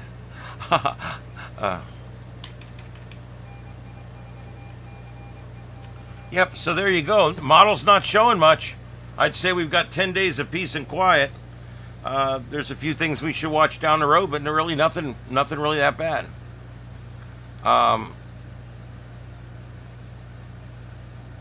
Yes, USAID was literally global propaganda, and it went from being propaganda about our country to every special interest you can imagine, every special sexual and racial and financial special interest was finding ways to funnel money from, to, and through USAID. It was horribly corrupt, unfixable, unrepairable, and completely unneeded. The same way with NPR, and the same way with PBS. All that stuff is propaganda. PBS was 100% propaganda. From what's on Sesame Street is propaganda. All their programming, pretty much. They used to do decent programming. There was Nova and In Search Of and Antiques Roadshow. Even Sesame Street for a while was a great show. But PBS has they've gone to shit over the last 30 years. And I'm glad they're gone. We don't need them anymore. If they want to survive on their own, they can. But PBS has never been fair, and neither is National Public Radio. Let me tell you something. My boss pays like $100,000 a year for our call site. It's some ridiculous amount of money, okay? Completely ridiculous.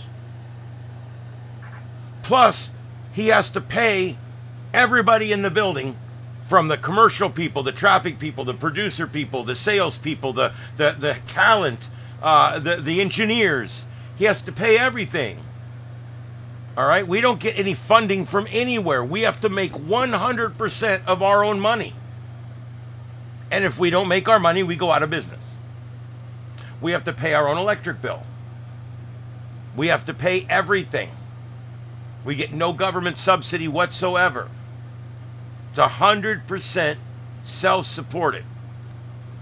National Public Radio, who gets rated by Nielsen just like we do, who gets listed in the book just like we do, get free call letters.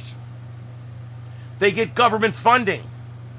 They get private funding from donations from viewers like you. And they get to do all of this for free. And then they go and they get a free place at the college to do it from. The college gives them a facility. And then the college provides them with college students that are working on either credits or CEUs or something where they take classes, do things with the media outlet there. So you're talking about radio that's done for free with free call letters and free manpower and free facilities. They might pay an electric bill, who knows? I mean, think about this. And they get government money on top of it. And they compete with us. We have to provide everything and do everything and make every single penny of our money. Or we fail. They can't fail. They're government. Government can't fail. Because government's the only business in the world that can go in debt every year and still survive. Deploribus. I broadcast the Hurricane Watch Net during hurricanes. I literally broadcast it. I've done as much as like I'll broadcast it from different feeds and different locations. When I go into hurricane alert mode here, or storm alert mode, I call it. I call it that because that's what they used to call it back when Weather Channel was good. When I go to storm alert mode here, you end up with a feed of just amateur radio from where it's hitting, police from where it's hitting, fire from where it's hitting, and they all have the weather maps and all the call lists and the flight trackers and the radars, and then all this and everything. And one of the things I do put up is the Hurricane Traffic Net, or the Hurricane Watch Net. I usually will have the 40 meter on one side in one ear and the 20 meter in the other ear.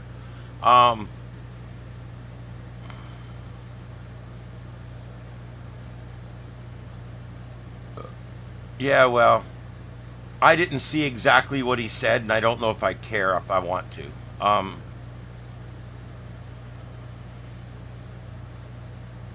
Yeah, and you know what they said? They said, we're going to lose Sesame Street. There won't be any more Sesame Street. It's like they forgot that we goddamn recorded it the whole time. We have 60 years of Sesame Street. And guess what? It's the same alphabet. It's the same numbers. It's the same grouch in a garbage can. I don't understand. The only reason why they need new Sesame Street is because every year it got more and more and more woke and liberal. That's what happened. And so every year there was a push for more and more and more new Sesame Street. We don't need new Sesame Street. You have a new baby, he's never watched any of it. He can binge watch Sesame Street for 9 years. Why do we need new Sesame Street? C is for cookie, is good enough for... How much of it do we need? C still is for cookie, and it's still good enough for him. I don't understand why we're doing this. The whole bullshit of, we won't have Sesame Street anymore. It's like, you stupid asshole, we recorded it. We've got all 59 years of it. What are you thinking?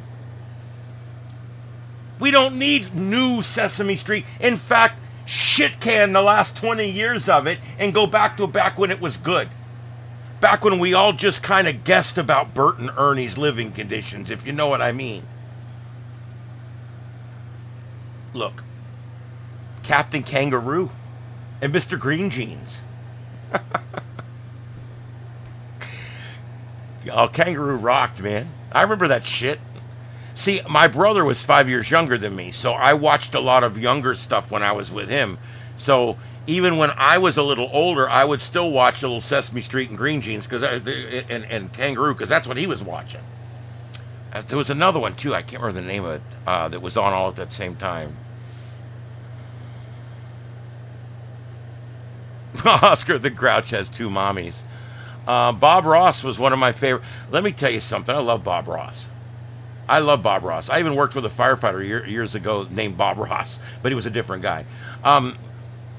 But I love Bob Ross. I still, to this day, will put on Bob Ross. If I'm flipping around, he pops up because I've watched his stuff. He pops up when I'm looking for stuff. And if I search far enough, I'll start getting Bob Ross stuff because I haven't watched it in a while. And I'll put it on. Sometimes when I put on stuff for my cats to watch when I'm gone, Bob Ross is great. It's calm, and they love watching him paint. So it works good. Looney Tunes was great. I loved Looney Tunes growing up. I was very partial to Bugs Bunny Roadrunner. I think the reason I really liked the Roadrunner and Coyote segments was because I always felt that stupidity should be punished hard. And that was the dumbest ass coyote I've ever seen in my life. He should starve. Look, if you're a coyote and you're that goddamn stupid, you probably should starve to death. You know, or fall off a cliff, whatever, or have an anvil maybe land on your head, could be. Um, no, no, yeah. See, Teletubbies and Thomas the Tank Engine was way after my time. I look at that stuff now and it all seems weird to me. But, I mean, you might as well pull out Barney and see how that goes. Or Baby Shark, for Christ's sake. I actually think child programming was at its best in the late 70s and early 80s. It was before we tried to interject all of the indoctrination and all of the greater than thou pompous horseshit that they're putting in it today. Mr. Rogers. There's a guy I always figured we'd find out something about him, but nope, he was a good man. I'm kind of kidding, I'm kind of not. He's one of those ones where you're always like, yeah, any day now, old Rogers, we're going to find out what he's been doing with little kids. But you know what? No, he's a good man. He really loved kids, and he loved producing that show, and it's what he did. Yep.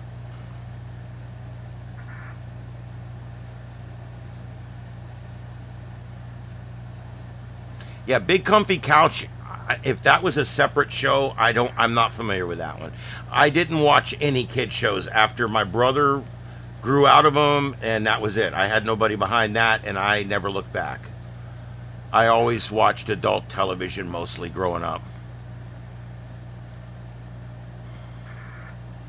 I've never watched the Tom Hanks movie, Mr. Rogers. I need to do that. Tom Hanks is one of my favorite actors. And I like some of his more obscure movies. One of my favorite movies he's in is Greyhound. If you guys have not watched Greyhound, he's a skipper of a battleship, and him and these other captains are trying to get these merchant marine vessels full of guys into the theater of operation over in Europe, and the German U-boats. And it's a great movie, dude. If you're into World War II flicks and you've never seen Greyhound with Tom Hanks, you have missed out. It's really, really good. I've never watched Johnny Quest, no. Look, Hanks has made some really good movies. I think Captain Sully is one of the best movies. That has become one of my feel-good movies. Oh, if I'm having a bad day, a really bad day, I have twice had a really bad day and put on that movie. And I watch that movie and it makes me feel better.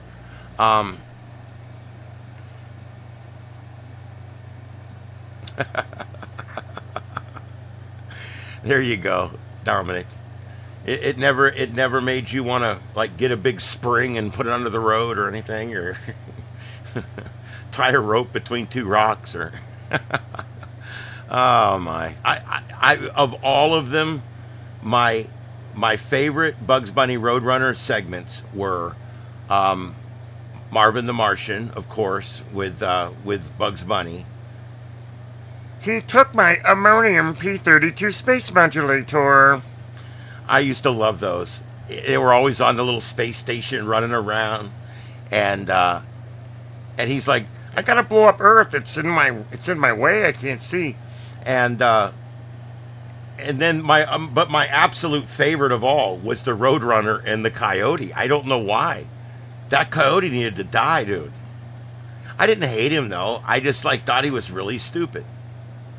And then the funniest thing that used to get me every time, about every fourth or fifth one of those, they would zoom into the product at the end, and the Roadrunner made the product, made by the Acme Corporation, and it would show the little Roadrunner. I used to think that was so funny.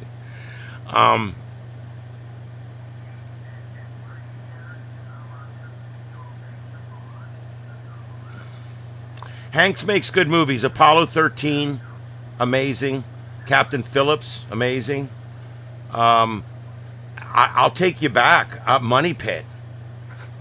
Money Pit's one of my favorite Tom Hanks movies, dude. But of course, my favorite all-time non-science fiction movie is Forrest Gump. That movie has everything a movie should have. It's just, that is a masterpiece of cinematography. Forrest Gump. Oh, dude, Greyhound. You'll thank me. I'm telling you. I was on the edge of my seat. I've watched it 3 times, cover to cover. Just in the last year since I found it. Saving Private Ryan. Oh my God, that's a good movie. I watched that one about 2-3 months ago. I went and watched that one again. And oh God, it hurts just as bad every time. But I gotta tell you, what a freaking movie. I remember Rocky and Bullwinkle.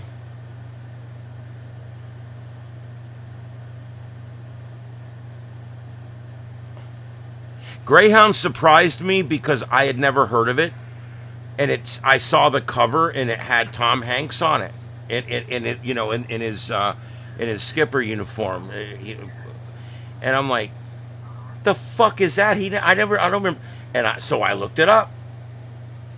And I'm like, oh, this looks good, and I immediately found where I could watch it and watched it. Hanks is a master of his craft. I don't always agree with him politically, but I don't care about that. I ignore actors and actresses when it comes to the politics. For the most part, I just ignore them. They're stupid. They're just actors. They don't know anything more than I do about the rest of the world. You know, I'm a good radio producer. I was a good firefighter. They're a good actor. What's the difference? All right? And so I just ignore their politics, just like I ignore so many other people's damn politics. But Hanks is a master of his craft. Absolutely a master. Big was another decent movie that he was in years ago. Thank you, Junior. I appreciate that. Remind everybody. I should push it more. I don't ever ask for money, but boy, I do ask if you guys can give me that thumbs up and that subscribe. It makes all the difference. And by the way, hit the subscribe bell on this channel, please. I no longer broadcast anything on this channel that doesn't have me in it. I don't mean to sound conceited, but you won't get alerts all the time because the LA scanner feeds back up, or the amateur radio scanner feed, or the train rail scanner feeds back up. You don't need to hear all that. So when you subscribe, and please subscribe to Starship After Dark, when you do that, you do not need to worry about subscribing, hitting the notification bell on that, because it's not going to do what you want it to do. It's going to alert you all the time, and we don't want that. I don't want you to be bothered by it. I want it to be useful for you. I ask that you guys check out our Discord server. There's the link. Here it is. Yeah, here's the other channel. Starship After Dark.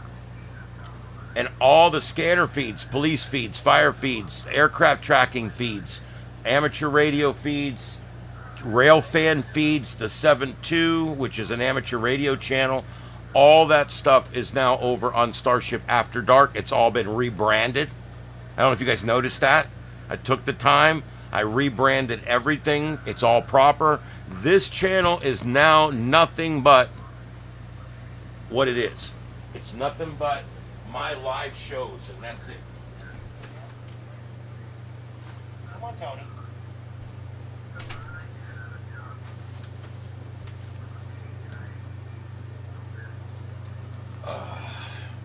You're a filthy mess. What are you doing? This is Tony Todd. He's named after the famous actor that just died a while back, Tony Todd. Tony Todd was, does anybody know? Anybody want to take a guess? What did the 2 famous roles, actually had a lot of famous roles, but what are 2 of the famous roles that the actor Tony Todd played in? He was the Candyman. Quit stepping on the keyboard. He was the Candyman. Remember that? Those movies, the Candyman? And he was Kern, Worf's brother, in Star Trek The Next Gen. So he was Kern, Worf's brother. You're stepping on the keyboard. He doesn't come in here much because he doesn't do keyboards well. He steps all over the damn keyboards. What are you doing, buddy? He's a good one. he his mama wandered up pregnant with him, and then my daddy kitty that takes care of all the kittens took him in, and we even refer to him. It's like, Tony, where's your daddy?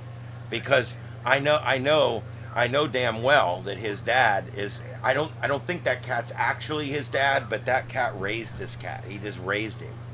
Isn't that right, Tony Todd? That's right, big man. It's gonna be hard to produce with you on my mouse. Yeah. He's a good one. Like I said, I got lots of cats. I do, but I have to put him back out because he will not leave me alone.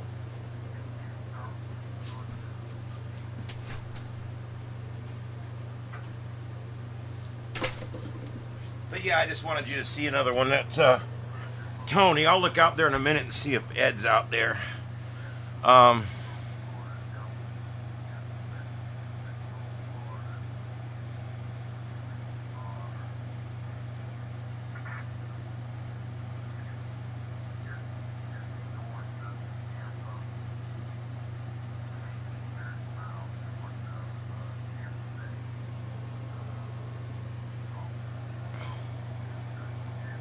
wow. Yeah, I don't own media. I haven't owned. The last thing I owned was I bought the entire Space 1999 DVD set because I could not find them anywhere, and I wanted to watch the old shows again, and I hadn't seen them in years. And ITC had released the entire set, both series, and I bought them. It was like $90 or something, and I had it shipped to my house. I mean, I don't normally do stuff like that, but I loved Space 1999, and you never could find it on anywhere, so I wanted to get it.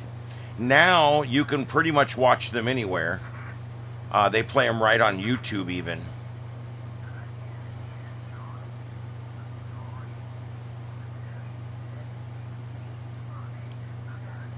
Yeah, isn't that pretty bad how they're banning I hate that.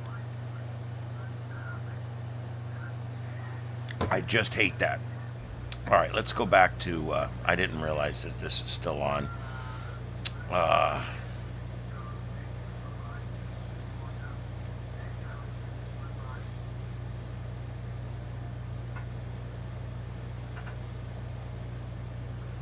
there we go. All right, let's see what's going on here. On the radar, we have 3 severe thunderstorm warnings. 2, all of them are in Colorado. And there we go, right there. Got 3 of them right there. That's all we got in the whole country right now for severe weather.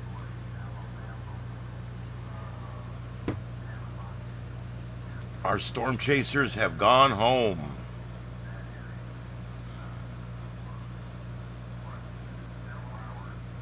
That little green circle is a slight risk tonight. That's pretty much it. So not a lot going on there.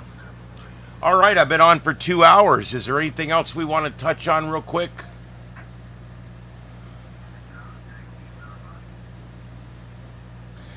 You know, the problem, guys, is that everybody's become so damn sensitive to everything. You know, I was worried 2 years ago. I was genuinely worried that there was an attack on comedy. Now, it's kind of abated some now, and it's gotten better, and the comics are starting to come out and do work again. But it got so bad. It got really bad.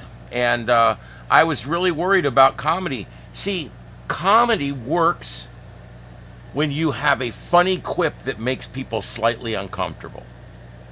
That's real comedy. And if you sterilize comedy so that it doesn't make anybody even the slightest bit uncomfortable, you've taken that element away, and you'll never get people belly laughing and rolling and just go, like a good comic can get you going, because that's like some of the best comics did some of the dirtiest comedy. I mean, Andrew Dice Clay. Oh God, I can't think of his name. Eddie Murphy.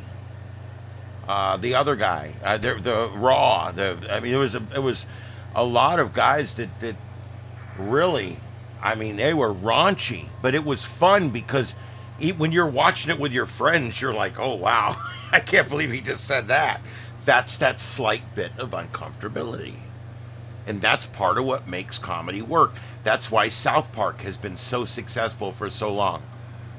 You watch South Park, every now and then it makes you slightly uncomfortable. That's part of comedy. That's part of humor. It's so important. Emergency. Let's talk about that for a minute before I sign off. Emergency with Johnny Gage and Roy DeSoto. Captain Stanley and Chet. Let me tell you something. That's my favorite show of all time that's not Star Trek or sci-fi.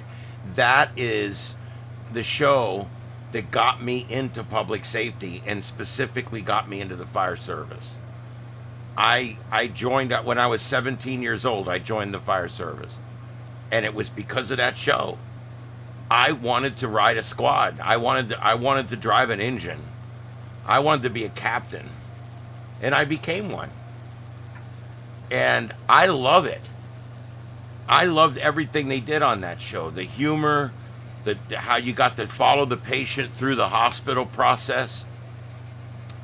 And I really loved the fact that Jack Webb, that made that, it was so important for him that show was made accurately, and it was made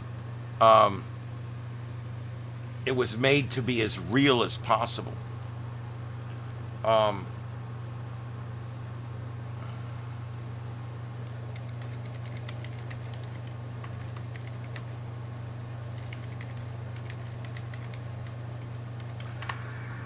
One of the coolest things is the fact that because that show is so important to everybody, and because of the fact that it means so much to people, they actually have saved a lot of these old fire trucks and ambulances from the show, and they actually exist in the LA Fire Museum to this day. And I think that's awesome, that the stuff is still available today for people to to go and enjoy, because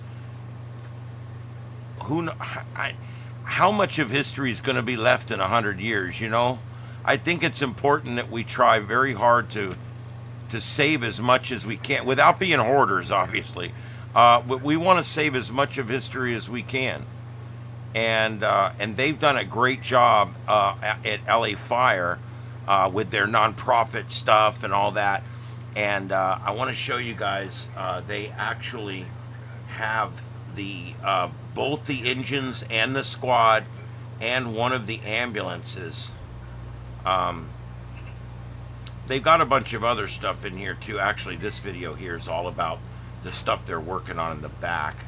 That was a good video, but that's not what I'm looking for. Here we go. This will work. I'm just looking for somebody that went in and shot it. That just shot it without any frills. But they still have things like the original uniforms that they wore and stuff like that. I mean, that's how important that show was to everybody. But here, I'll give you guys a little taste of this. There you go. That's the trucks. Look at them. That one in the back there, I believe, is the first engine, and then that's the this one here is the main engine from season 3 on, and then that's the Dodge. That is the squad, the actual truck that was in the show. Now, they had 2 or 3 of them, but this was what they call the hero model, the one that was complete, the one that was used for most of the shooting. They always had ones that were beat up a little bit. They had ones that were like Knight Rider had about 8 of them, and they beat them all up. By the time the show went off the air, they were down to 1 that was even serviceable. But the hero model is usually the one that's used in most of the close-up shooting. This is the hero model, and that's actually the one that they wrote in. It all starts, it runs, it still works, and guess what? They have a parade once a year. And these trucks are in it with the lights on and everything. Look at, there it is. There's the original engine from the first 2 seasons of Emergency. Look at that. All it had for emergency lights was just the spinner on top and a few lollipops, and that was it. Now, the Squad had the it had the Twin Sonic, which at the time was a very advanced light bar. Look at that. That's called a city cab. That's a Crown fire truck, and that's called a city cab, meaning that there was no cab. When you rode in this truck, you had your gear and your helmet on. So they didn't put a roof on it.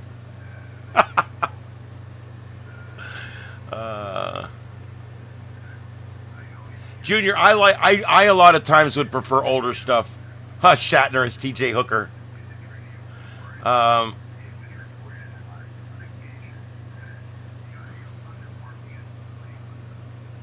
Yeah, they have loaned these trucks out to different places. I believe they're both out there now, though, or the 3 of them. See how he's showing you how they did the stickers.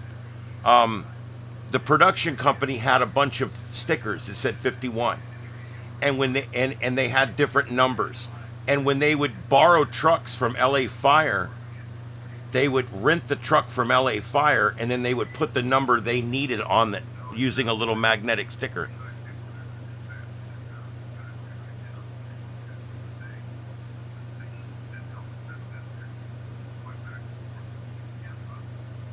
Absolutely amazing that they still have these things. I just love it.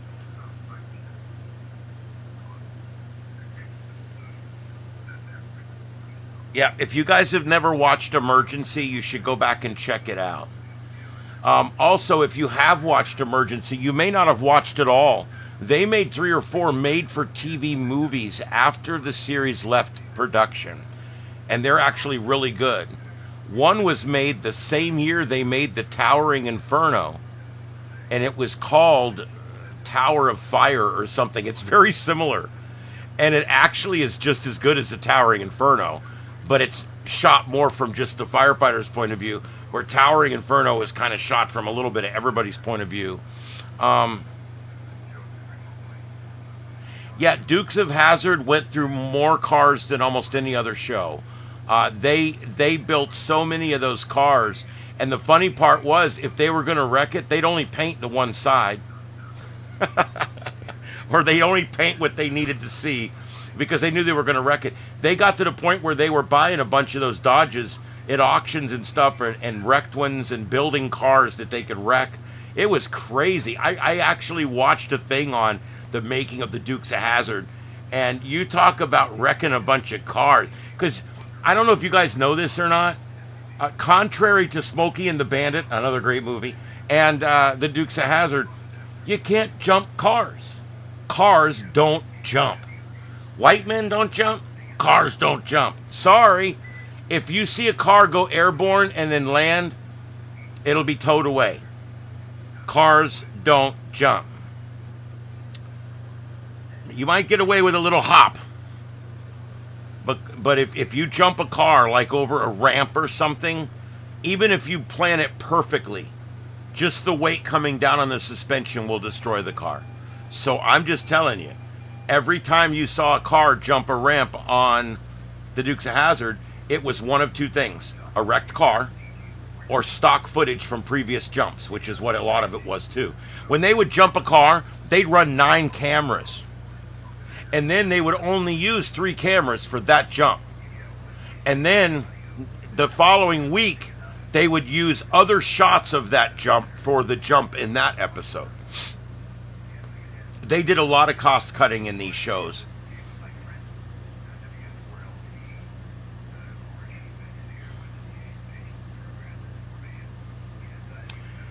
Isn't that cool? There's the crew right there. And there's the Squad. It's still beautiful. That was an amazing truck, dude. When I was a kid, I wanted to have that truck. I had a little one, I think. There's your Motorola Mocom 70 2-channel radio in there. And that is a Director's Series Federal Siren, if anybody cares. Actually, I read that it was a Director's Series, but that looks like an Interceptor. It's got the blue front.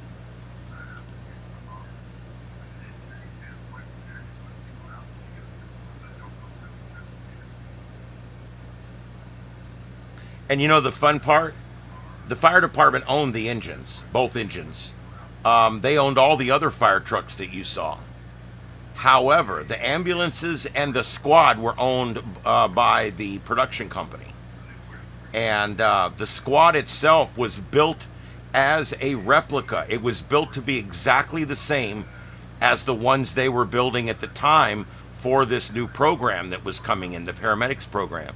And they built this one right along with the real ones, but this one was actually never a fire truck. Then when the show ended, the truck was given to LA Fire, and it ended up at a station and ended up running calls.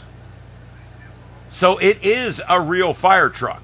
That's where people are always like, that's not really a real truck. Yes, it is. Actually, it's been owned by LA Fire for 40 years, and it's actually run calls. It's actually responded lights and siren to emergencies.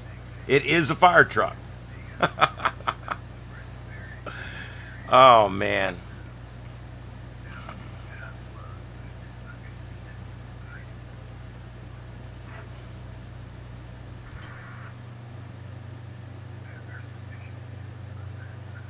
Yeah, when you jump a car, you ruin it. That's pretty much the way that works.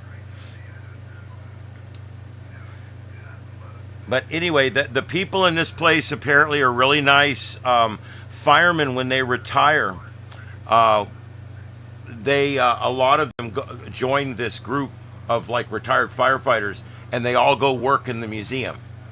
And they'll tell you anything you want to know about those trucks, because these are lieutenants and engineers that were on the line, and they know these trucks. And I really, there's not a lot of places in California I want to go. Vasquez Rocks we talked about, and this fire museum are the top two places I really want to see in California. You've got a MOCOM 70? 6 meters? Ah! Oh my God. Those MOCOM 70s are 60s and 70s radios. They had the Rat Pack that went in the trunk, which had a key lock that would lock it into a tray so you couldn't steal it. And it had a big wire with 48, I think, contacts, 48 or 50 contacts. And then on the back of the head, you would have to take each wire and look at the little number on it and stick it in the corresponding hole. They did that so that you could drill a hole just big enough for the wire and fish all the wires through. If they put a big old plug on there, you'd have to drill a hole that big. And since the wire was already a harness, they went ahead and left the plug off, and you just plugged the little wires into the back of the MOCOM. Is that the way yours is? I actually had a MOCOM 70 2-channel, and then we were trading at the station, and one of the guys left to go work somewhere else and gave me the one he had, and I passed mine down, and I ended up getting a 4-channel. It had TAC 1, 2, 3, and 5 in it. The sound on those was amazing. And they put out normally a MOCOM 70 in VHF, which usually 80 watts, that's a pretty powerful radio. Most of today's VHF radios are 25 watts, so that was pretty powerful. And the big thing that went in the trunk took a wire that had to go all the way to the battery.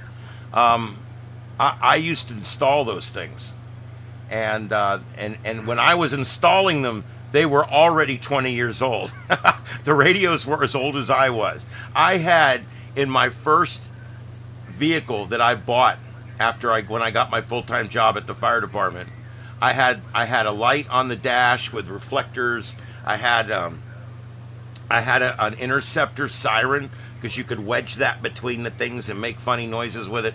And I had my MOCOM 70 with my microphone, and I was set up really nice. And then I even got me another light to go on the roof for some more visibility. And I had a light and siren permit. I was paid, And but I volunteered on my days off. Back then, you could do stuff like that, and I had my vehicle set up really nice. And then eventually, I bought an HT 600, which was a 6-channel HT, and a great radio. And then I bought my Meritrack. I ended up with a 99-channel Motorola Meritrack, and that was really good too. Um, Yeah, 80 watts on VHF that's nice. I mean, that's a lot of power. I have a 25, a 50, and a 75, so I don't even quite have that much. I think my Shack in the Box, I think it only does 50 on VHF, but it does 100 on HF, I think. Um, a Motrack with a serial number 0001. That's pretty cool. That would be something neat. That's neat. Motracks were great. I had a Meritrack, and we also had. I'm trying to think of the name of them other ones we had. It might have been Motrack. I don't remember. We used to love those split head radios because you could mount them right where they're in a great spot because the big part had to go in the back somewhere.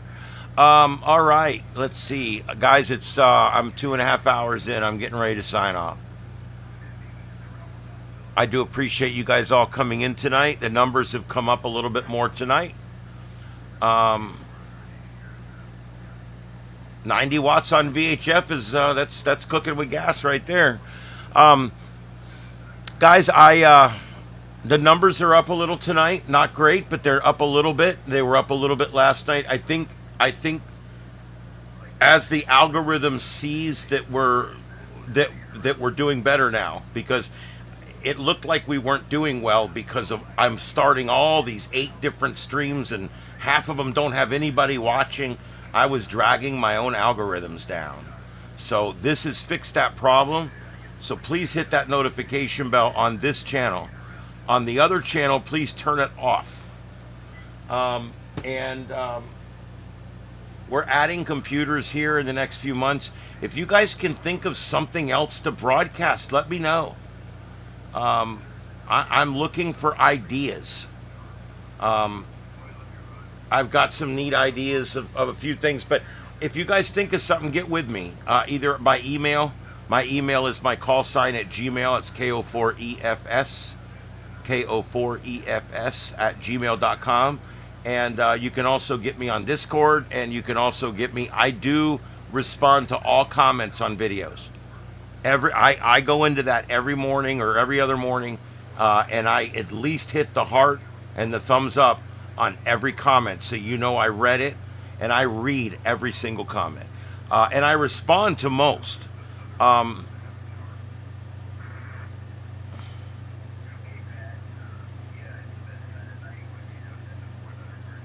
No problem, Victor. I love doing it. I enjoy doing it. Yeah, I have to get up early tomorrow too. All right, guys, I'm gonna call it. It's been we're coming up on 2.5 hours. It's 11:27 on the East Coast, 7:27 on the left coast, and we'll see you guys probably next time around. I gotta tell you, I'm I don't know if you can see it. I'm still wearing my shoes and socks and pants and belt and everything from work. I normally come home and get comfortable and put on flip-flops and shorts, and I don't like wearing a lot of clothes, but when I come on here, I do for y'all's sake. But anyway, I can't stand a bunch of clothes, and I didn't even have a chance tonight to go in and get comfortable. So there you go. Yeah, thank you everybody for coming in. A Motorola Spectra VHF 110.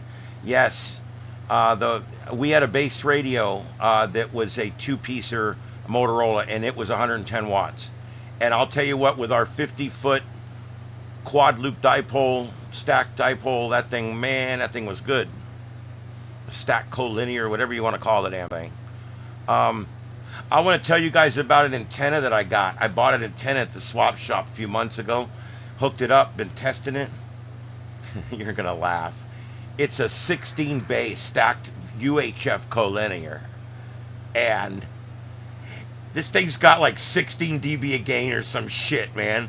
I want to put it up, but I can't do it by myself. It's too heavy. This freaking thing weighs like 100 pounds. It is 24 feet tall. It's a 16 base stacked loop dipole collinear UHF.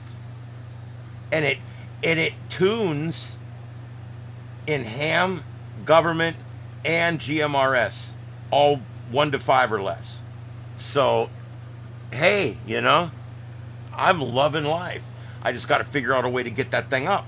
I've got an antenna out by the road that's only like 15, 20 feet tall.